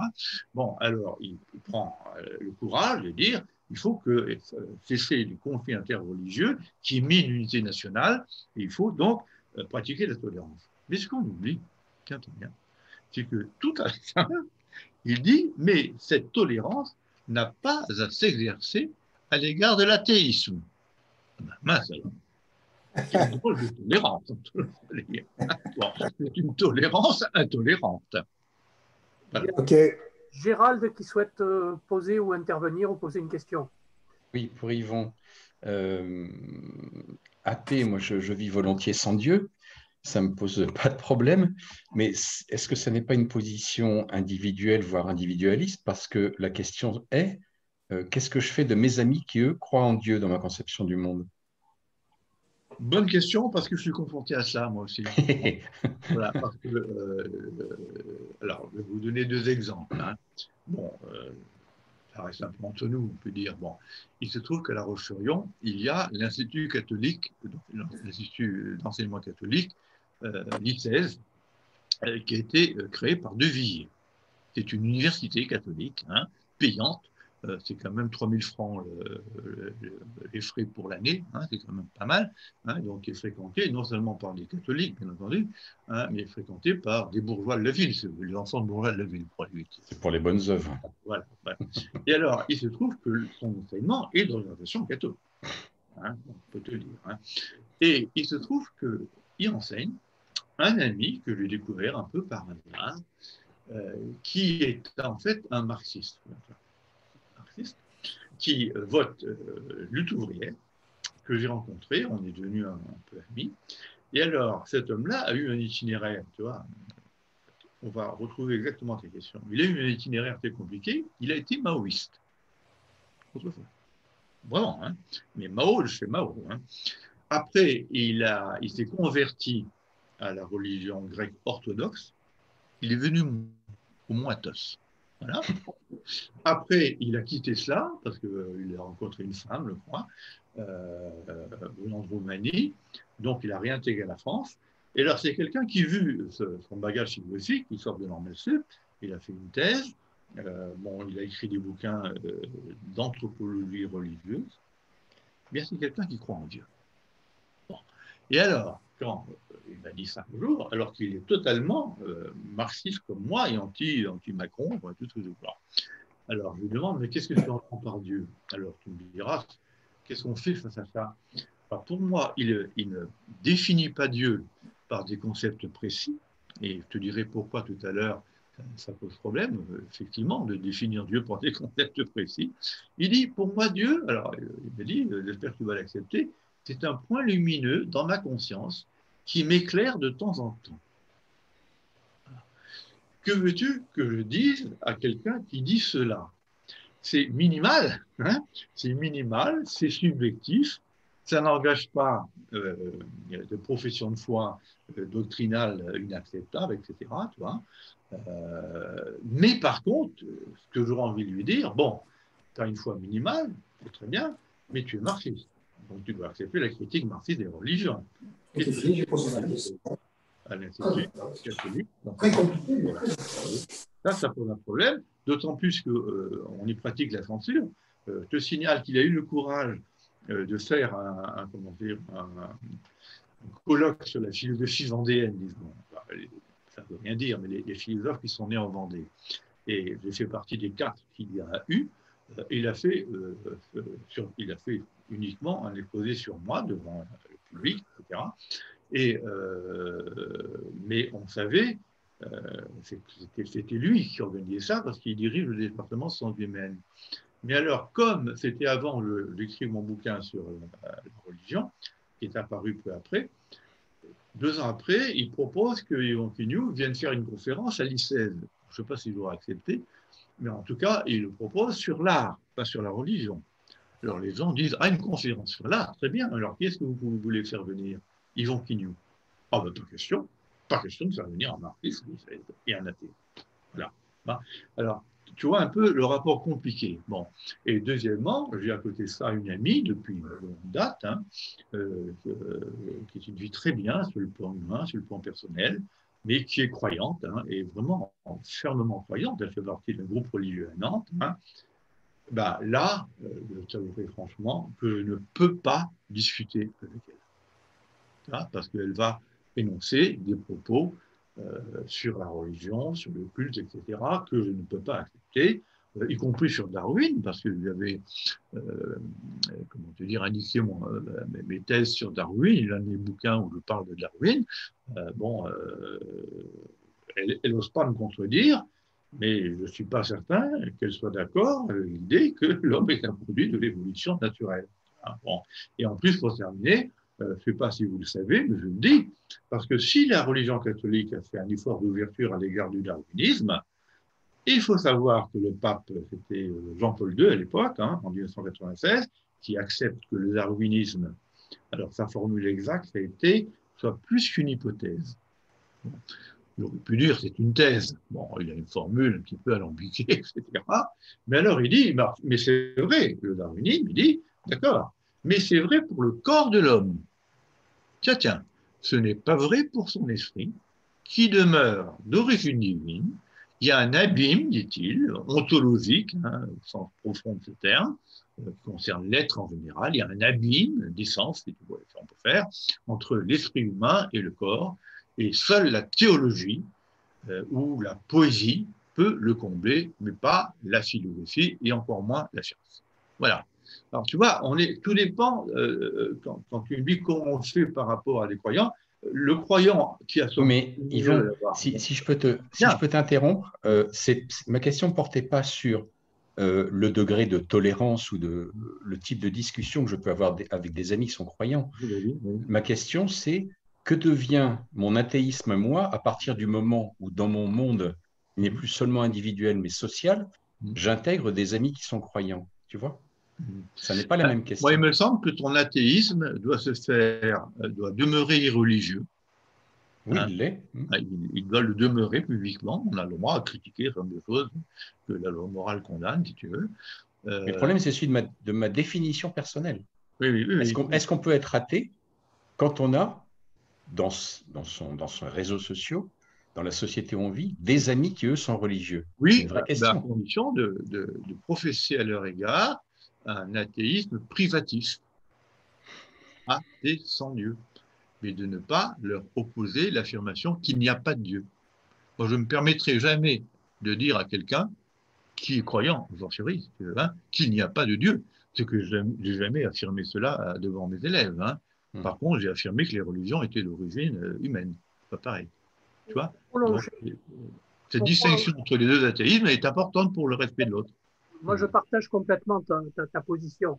Et pour prolonger un petit peu cette réflexion, personnellement, une anecdote. Je suis d'origine chrétienne, je ne suis plus croyant, et j'ai eu la stupeur de découvrir à une école centrale du Parti communiste, de formation des cadres du Parti communiste, que je faisais une école avec un prêtre. Vous voyez, ça m'a fortement interrogé. Et j'ai beaucoup apprécié le dialogue que j'ai eu ensuite avec lui et qui m'a expliqué quelle était, comment il se situait à la fois en tant que croyant et en tant que militant communiste, sans forcément se référer à Marx ou à d'autres questions.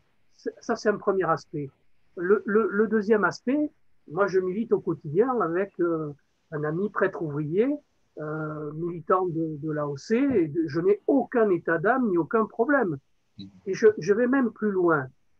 Par rapport à ça, je ne me suis jamais posé la question de l'annihilation des religions. Parce que, de toute façon, l'histoire nous montre que même ceux qui ont essayé de supprimer ou d'interdire des religions, comme dans les pays d'Europe de l'Est, ça n'a rien empêché sur le fait religieux.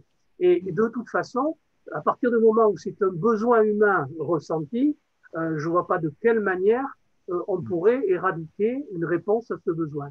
Et la troisième élément de réflexion, ça ne veut pas dire qu'il ne faut pas du tout avoir un regard critique sur les religions et sur le fait religieux. Ce n'est pas du tout ça. Hein. Mais y compris, je vais même plus loin.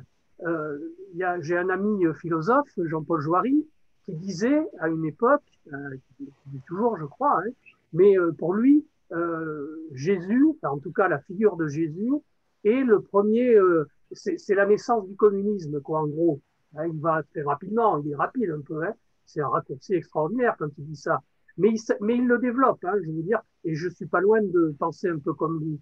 C'est-à-dire qu'en clair, il dit c'est la première fois que dans les représentations humaines, en tout cas de cette manière-là, Dieu se fait homme. C'est quand même assez extraordinaire. C'est-à-dire qu'on passe de l'idée à une matérialité concrète. On pourrait donc avoir une réflexion rationnelle sur cet aspect.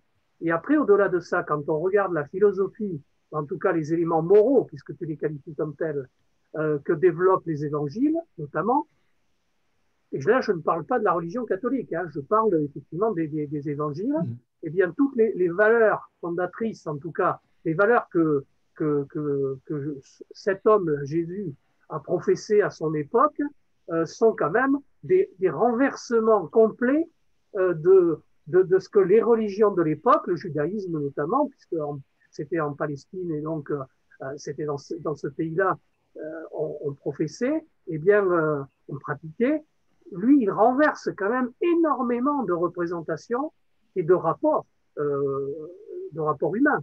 C'est assez extraordinaire. Donc, c'est à ce niveau-là, moi, que je me situe au niveau du mouvement des idées et au niveau du rapport à ce phénomène. Voilà. Et donc, à partir de là, moi, ça me rend, alors non pas, alors il y a mon histoire personnelle, mais au-delà de ça, ça me rend effectivement, comment dire, à la fois critique. Je sais bien tout ce qu'il y a à regarder, y compris vis-à-vis, par exemple, de l'islam. Je veux dire, il faut aussi avoir un regard, relire et s'interroger. Il y a des aspects que tu as évoqués qui sont éminemment condamnables. Et puis, il y a aussi une tentative à un moment donné, à un moment de l'histoire, qui est celui de Mahomet, d'instaurer une espèce de pratique d'hygiène permettant effectivement à ces populations. Oui, ça c'est le voile. Voilà, c'est ça qu'il faut regarder. Moi, ça m'intéresse parce que ce sont des histoires humaines. Ça fait partie de l'histoire de l'humanité et de recontextualiser ces faits religieux pour essayer d'en comprendre où est-ce que ça a pris naissance, quoi, en clair. Hein, tu le disais toi-même, mais ça, c'est intéressant. Et je trouve que souvent, on bazarde, je dirais, toute cette histoire pour déboucher vers, alors je le qualifie mal, mais en tout cas une espèce d'anticléricalisme dogmatique ou primaire que je n'apprécie absolument pas. Voilà, c'est pas du tout une négation du droit de critique, mais au contraire, comment on retravaille cette critique pour lui donner un sens et un contenu. D'accord. Alors, tu as posé beaucoup de questions dans ton temps de parole, hein, donc je vais en retenir 3 ou 4, si tu veux, parce qu'il y en a une que j'ai oubliée, que bon, tu me la rappelleras. Hein. C'était le deuxième point que tu as abordé. Alors, je vais d'abord commencer par te dire, puis dire aux auditeurs de ma conférence, que je suis moi-même d'origine chrétienne. Hein. J'ai suivi le catéchisme, j'étais premier prix de catéchisme, j'ai servi la messe en Allemagne parce que mon père était militaire, j'ai fait ma communion, ma confirmation, mais alors tiens-toi bien, je te le dis quand même, ça fait partie des incidents d'une vie dont tu te souviens toujours, dont tu te sais bien toujours, c'est qu'à la suite de la communion ou de la confirmation, devant l'assemblée des communiants ou des confirmés, je vais dire ça, le prêtre qui nous avait donné la confirmation nous a dit avant qu'on parte, attention, hein, si après avoir été confirmé, vous cessez de croire, vous irez en enfer. Bon. Tel quel. Bon. Un imam, aujourd'hui, pourrait dire la même chose. C'est du même, hein, mais c'était il y a 50 ans, hein, 60 ans, hein, si tu veux, pour aller vite. Bon. Conséquence, moi, je cessais de croire à ce moment-là. Voilà. Bon. Si le fait de ne pas croire en Dieu, me vaut l'enfer, alors là, hein, bon, excuse-moi la formule, j'en ai rien à foutre. Voilà, je dirais ça comme ça. Bon.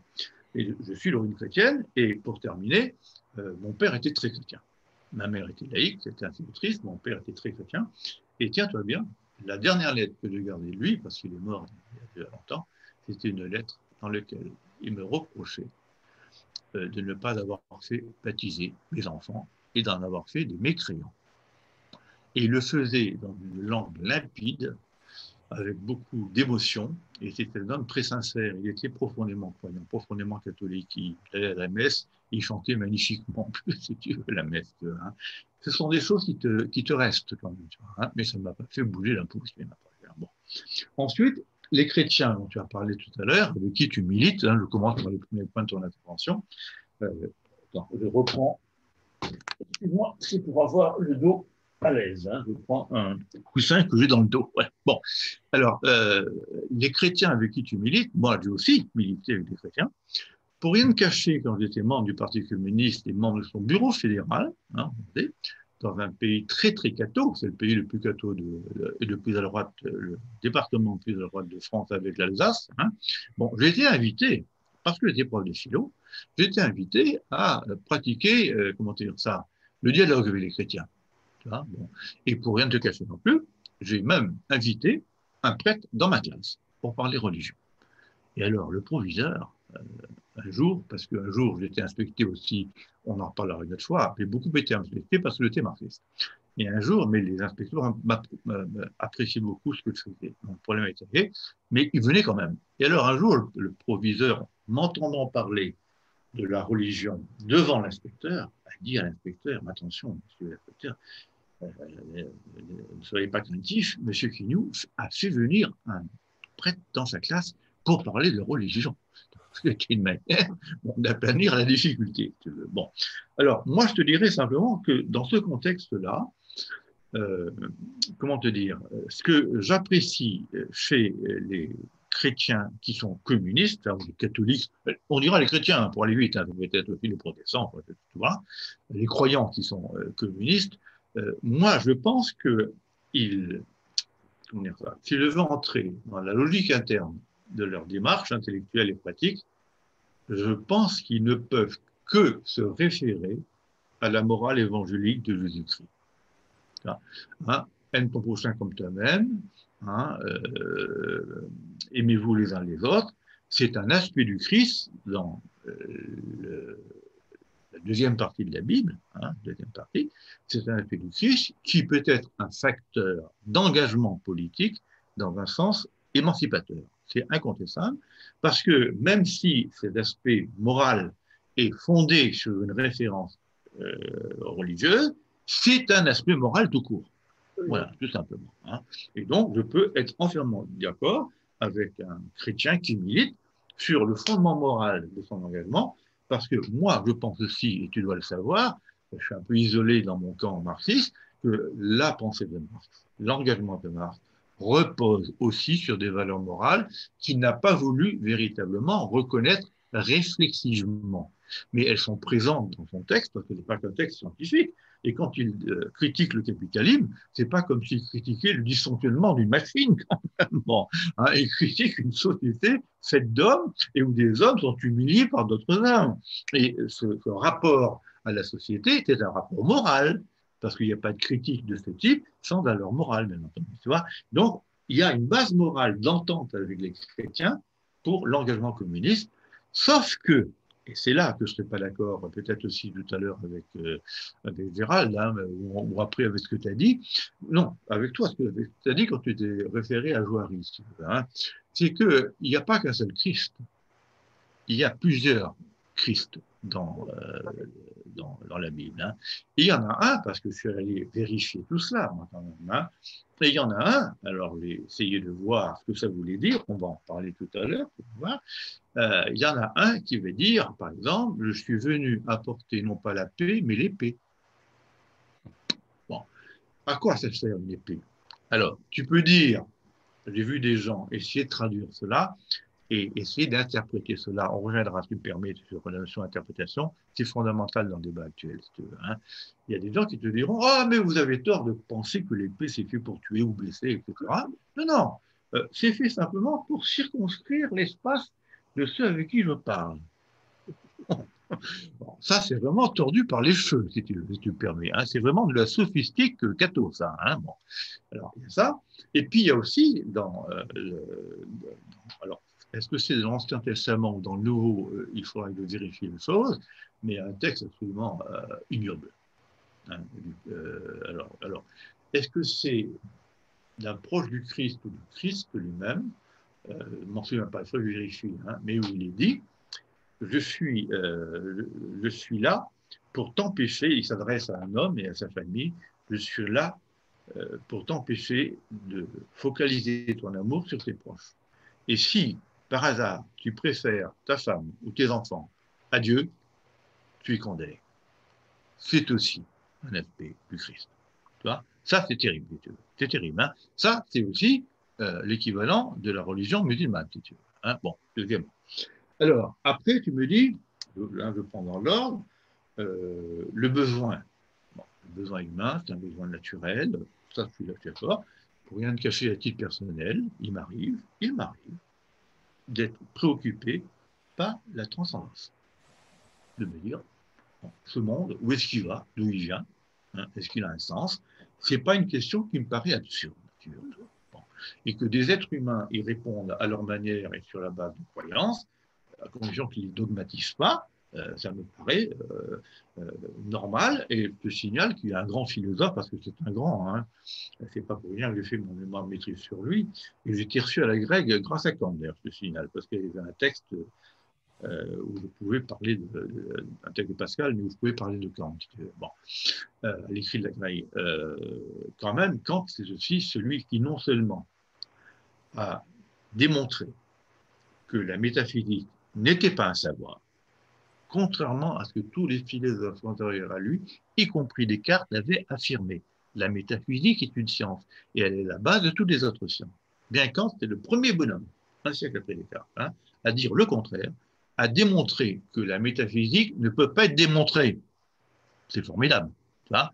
Et du coup, à dire que du même coup, alors attention, c'est important ça, la métaphysique ne peut pas être démontrée, il ne peut pas y avoir de savoir théologique ou de savoir divin ou de savoir religieux, mais ce faisant, et à l'intérieur de sa philosophie d'ensemble, j'ai aboli le savoir dans le domaine métaphysique. Devine pourquoi, dit-il, c'est dans la préface de la deuxième de la préface à la seconde édition de la critique de la raison pure, que j'ai publié récemment parce que j'ai écrit un nouveau bouquin un peu dans ce domaine, c'est comme ça.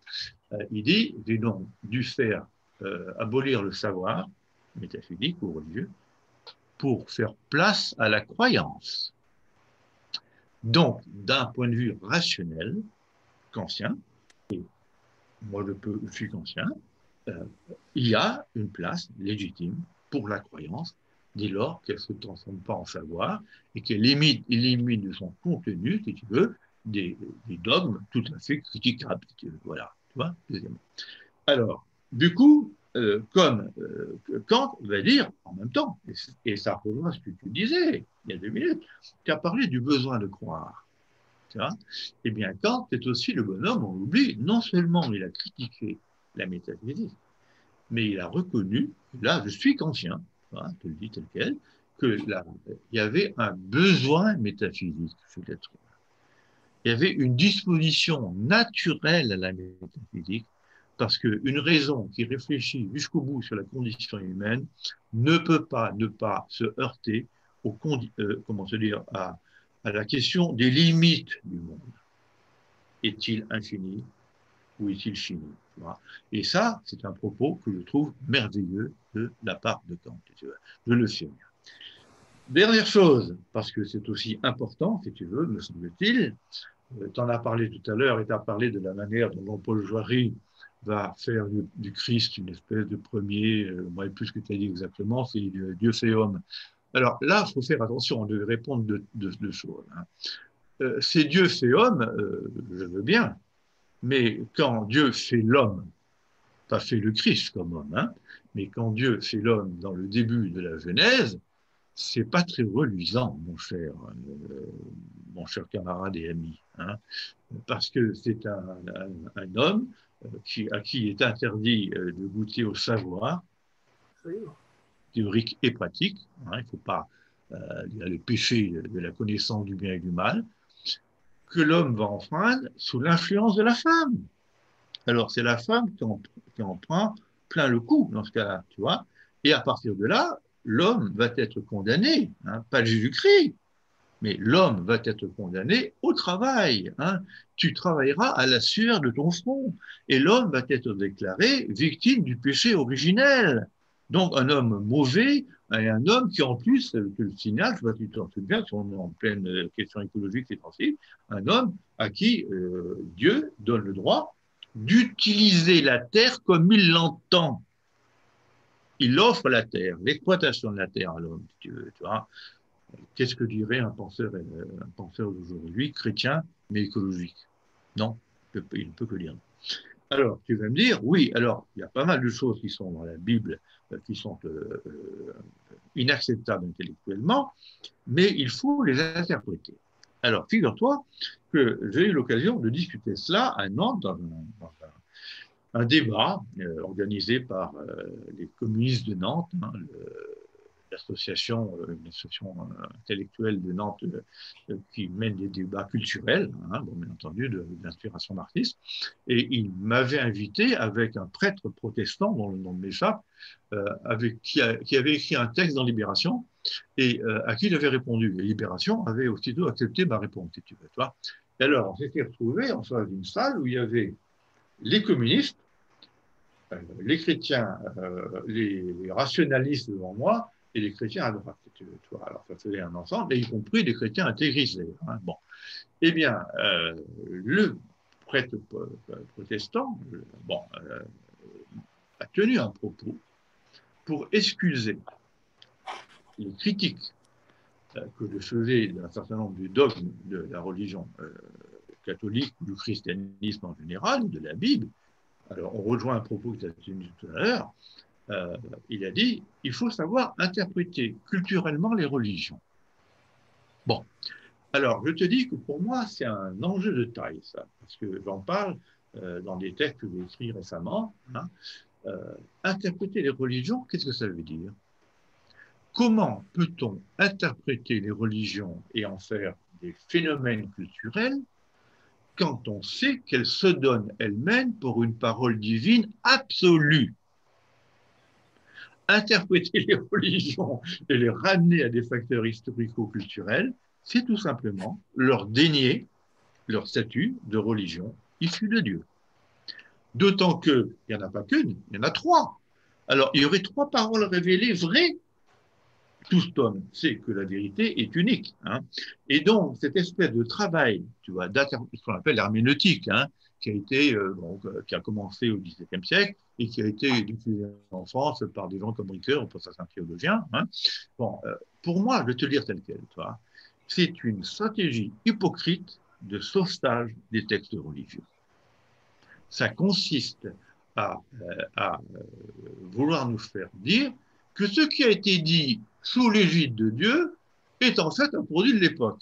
Alors, il faudrait savoir, est-ce que c'est sous l'égide de Dieu ou est-ce que c'est un produit de l'époque? Donc, déconstruire les religions en tant que phénomène culturel, je suis entièrement d'accord, mais à ce moment-là, je cesse d'en faire des phénomènes d'origine divine. En Lisiane. Alors, je ne sais pas si mon micro marche. Ça marche? Oui, j'entends bien. Et il marche bien. Super, super. Donc, merci de toutes ces belles connaissances. Moi, je voudrais d'abord le titre du livre de Freud. Je l'ai pas retenu. Comment? Vous avez parlé d'un livre de Freud tout à l'heure. L'avenir d'une illusion. Oui, l'avenir d'une illusion. Comment vous avez L'avenir dit? d'une illusion. L'avenir. Je vais L'avenir le lire. d'une illusion, tout simplement. D'une illusion. Voilà. Moi, je voudrais dire juste une chose. Moi, je suis agnostique et donc, nous, on n'arrête pas de gamberger, les agnostiques. C'est quelque chose de terrible. On n'arrête jamais.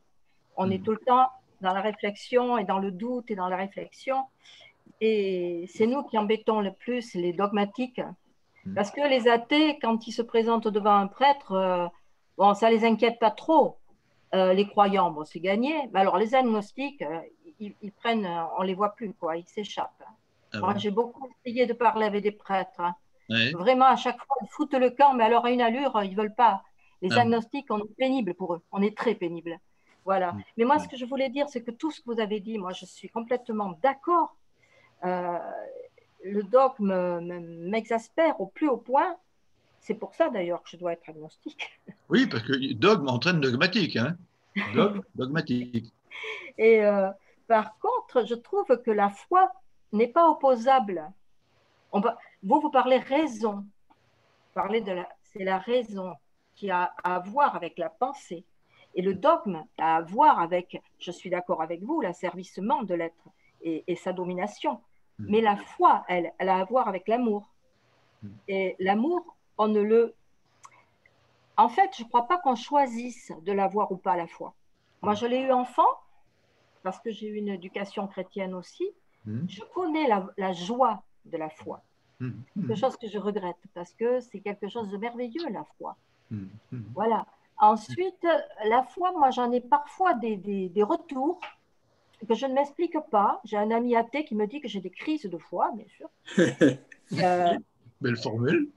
Ben oui, voilà. Mais c'est quelque chose que je ne calcule pas, que je ne raisonne pas. La foi, elle n'est pas raisonnable. Elle peut pas. C'est pour ça qu'elle ne peut pas s'opposer aux philosophes. Pour moi, elle n'est pas opposable. Ça peut marcher avec. Vous comprenez ce que je veux dire? Ma foi, moi, elle peut marcher avec la science et elle peut marcher avec la philosophie. Et en fait, cette idée-là, je l'ai eue par un livre qui n'a rien à voir avec la religion, puisque c'est Onfray et c'est Cosmos.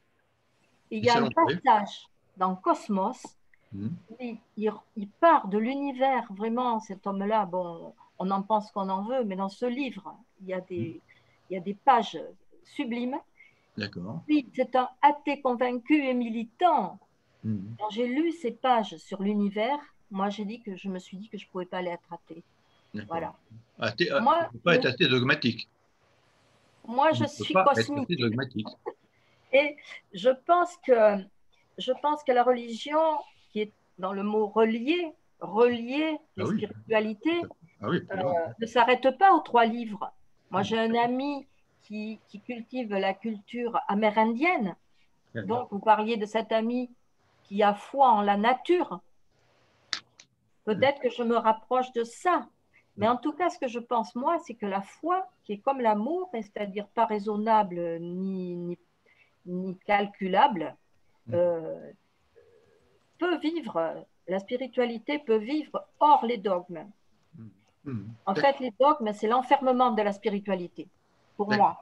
Voilà ce que je voulais vous dire. D'accord. Ben, c'est un propos intéressant. À nouveau, tout ce que j'entends est intéressant. Hein. Et ça m'interpelle ici, en plus, si je vais le point de café. Hein. Alors, je vais dire ça de la manière suivante.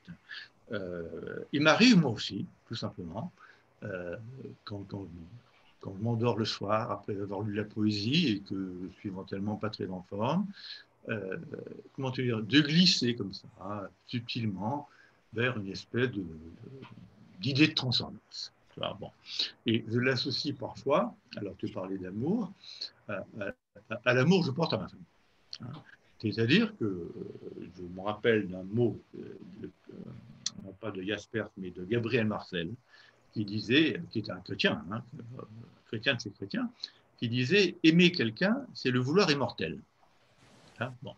Eh bien, il m'arrive, moi, parfois dans mes rêveries amoureuses avant de m'endormir, d'imaginer pouvoir vivre éternellement avec celle que j'aime par-delà sa mort.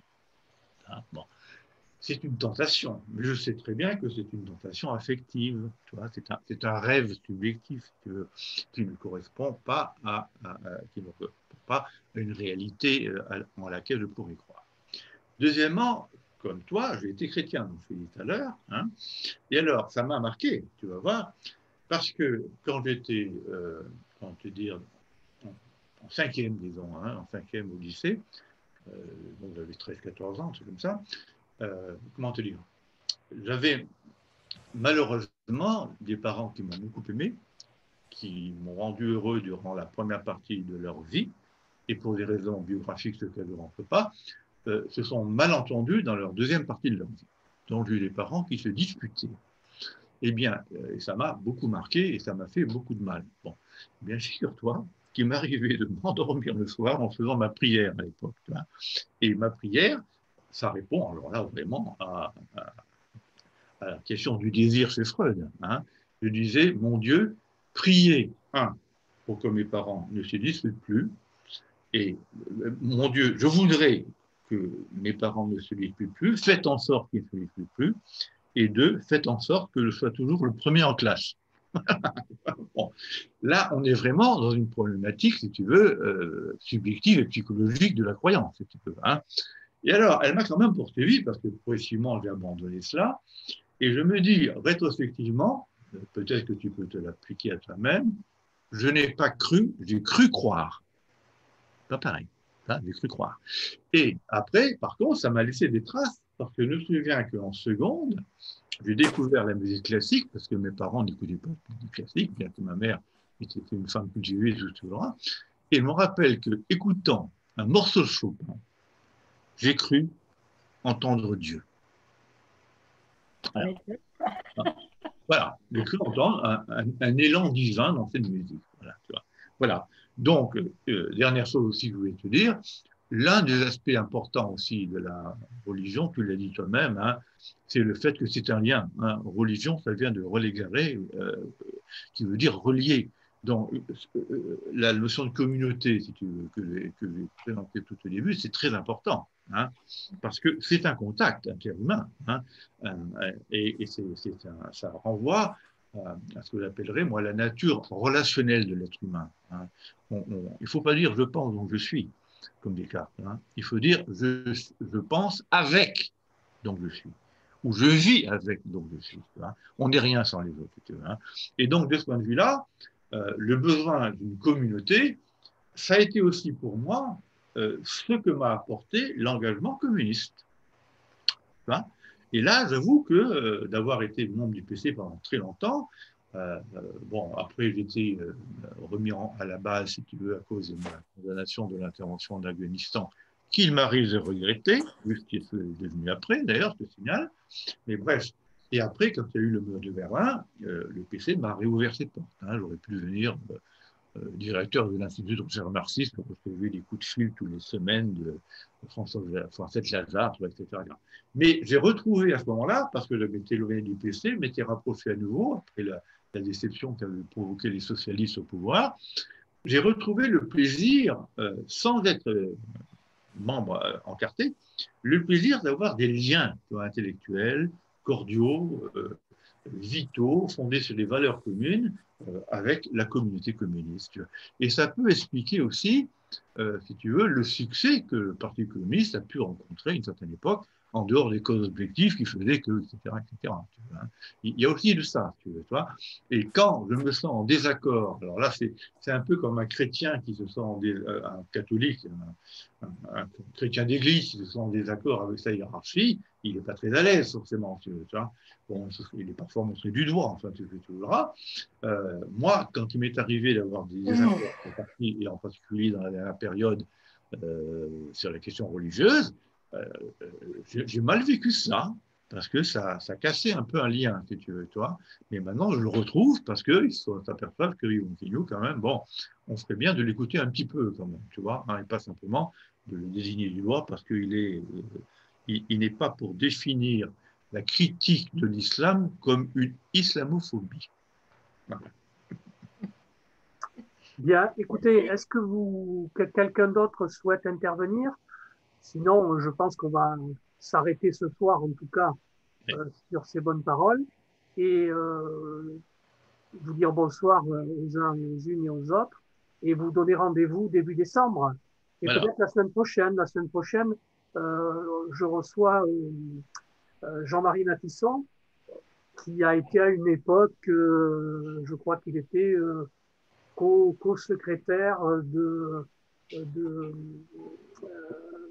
Grand Orient de France. Donc on abordera d'autres types de rapports, mais là il n'interviendra pas sur ces questions-là, il interviendra sur le procès Papon, et qui est aussi une affaire plus ou moins familiale pour lui. Ouais.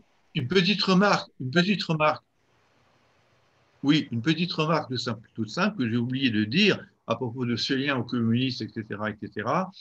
Je vais vous dire quelque chose qui va vous faire plaisir.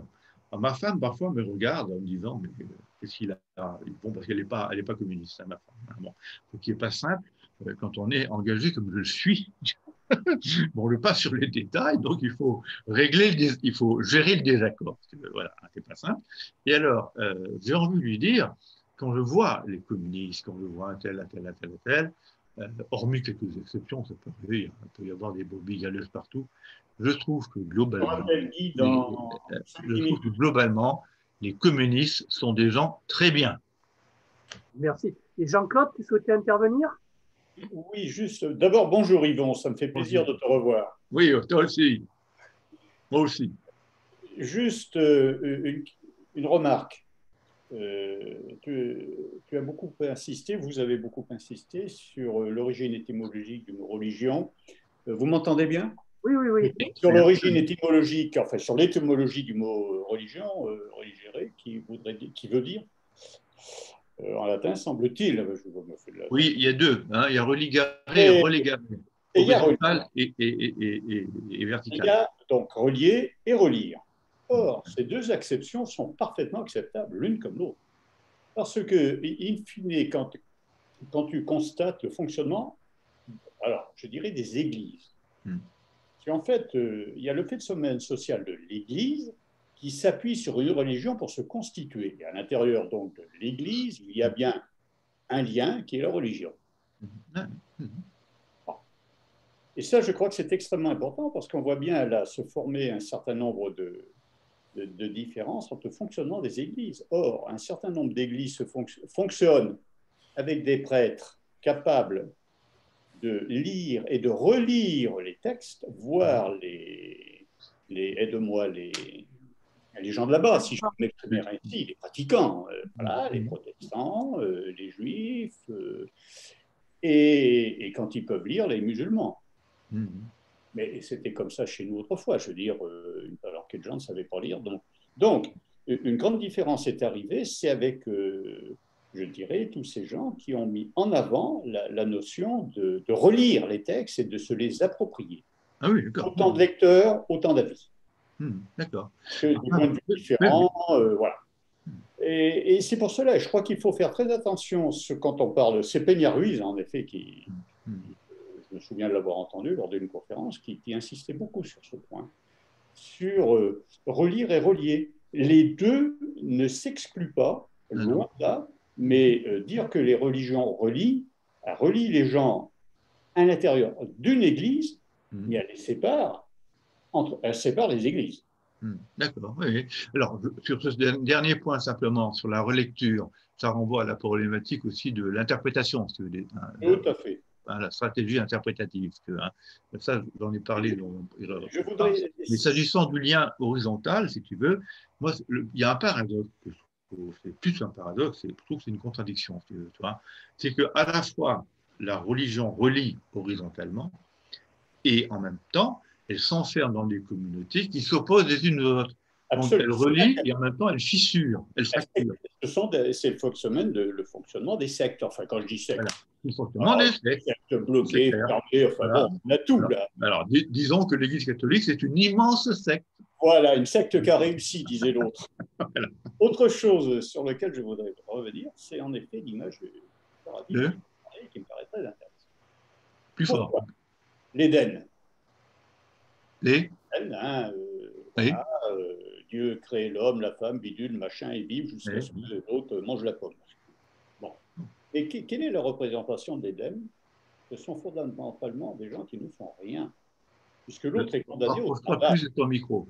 Rapproche-toi plus de ton micro. Voilà. Dans l'Éden, Oui, oui. l'homo faber est nié. Absolument. Oui, oui. Il n'y a que, je ne sais pas, une espèce de plaisir éthéré, Oui, donc oui. indéfini d'ailleurs, on vit je ne sais quoi, dans un truc bizarroïde, où est le plaisir, on ne le sait pas d'ailleurs, mais ils sont heureux, on ne sait pas pourquoi, mais ils ne bossent pas. Et c'est là qu'il y a, je crois, le début du commencement d'un foutu problème, c'est qu'on donne comme espoir aux gens le paradis, qui serait quelque part l'Éden, ne rien foutre. Or, je reviens donc sur la dissociation entre Homo faber, Homo sapiens, ça, les deux étant étroitement liés, la vision de l'Éden, et tu rejoins la notion d'aliénation, c'est-à-dire niant l'homo faber, elle nie en même temps l'homo sapiens, et en fait elle nie l'homme.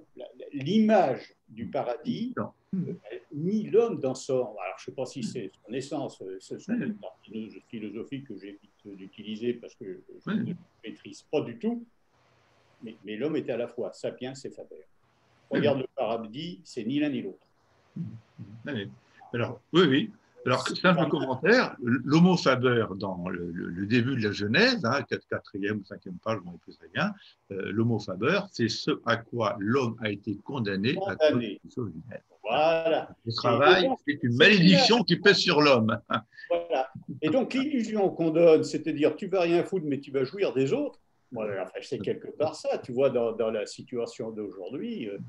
Et tu vois l'opposition entre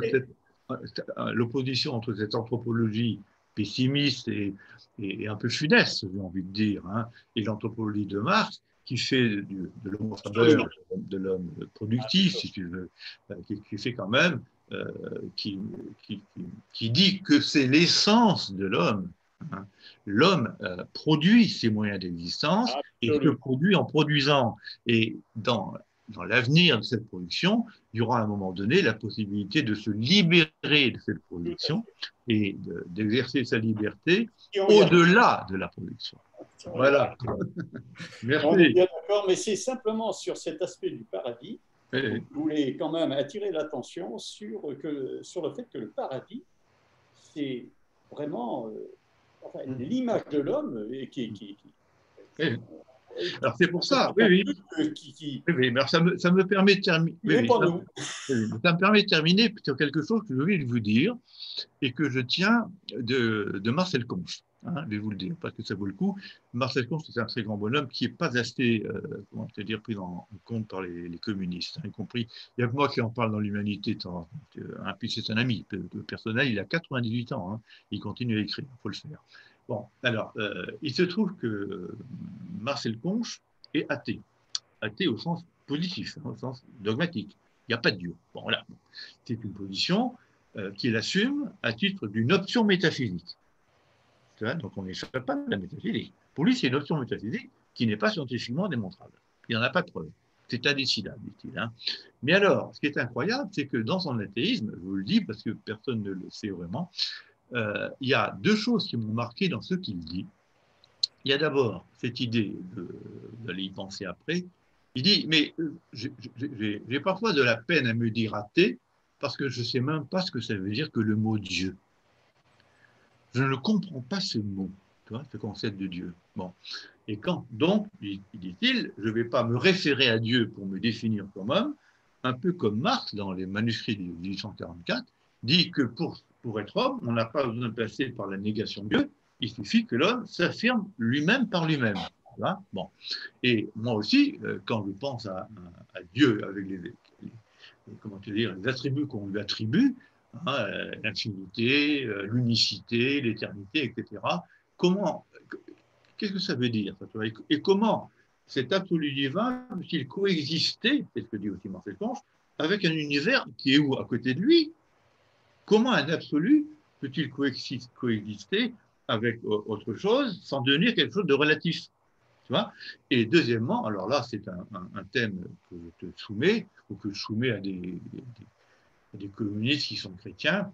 l'argument qui a le plus marqué Marcel Conche et qui a fait que, écrivant dans la revue d'enseignement philosophique, il enseignait à l'époque à l'université de Lille, il a écrit un article qui a été un vrai scandale. Un vrai scandale. Il s'est fait assassiner intellectuellement, il a fallu qu'il réponde. L'argument numéro 1 qu'il avance contre l'existence de Dieu, en dehors de son caractère incompréhensible pour lui, c'est l'existence du mal des enfants. Le fait qu'il y a des enfants qui souffrent. Ils n'ont rien fait. En quoi auraient-ils pu pécher en quoi que ce soit, tu vois, et qu'il y a un univers dans lequel des enfants puissent être malades, puissent souffrir, etc., c'est un argument pour lui dirimant contre l'idée d'un Dieu bon et tout-puissant.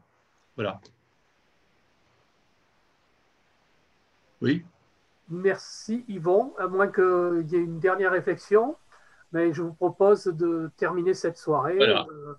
en te remerciant beaucoup, en vous remerciant beaucoup d'avoir participé à ces échanges et en vous disant à bientôt, donc peut-être la semaine prochaine, sinon début décembre.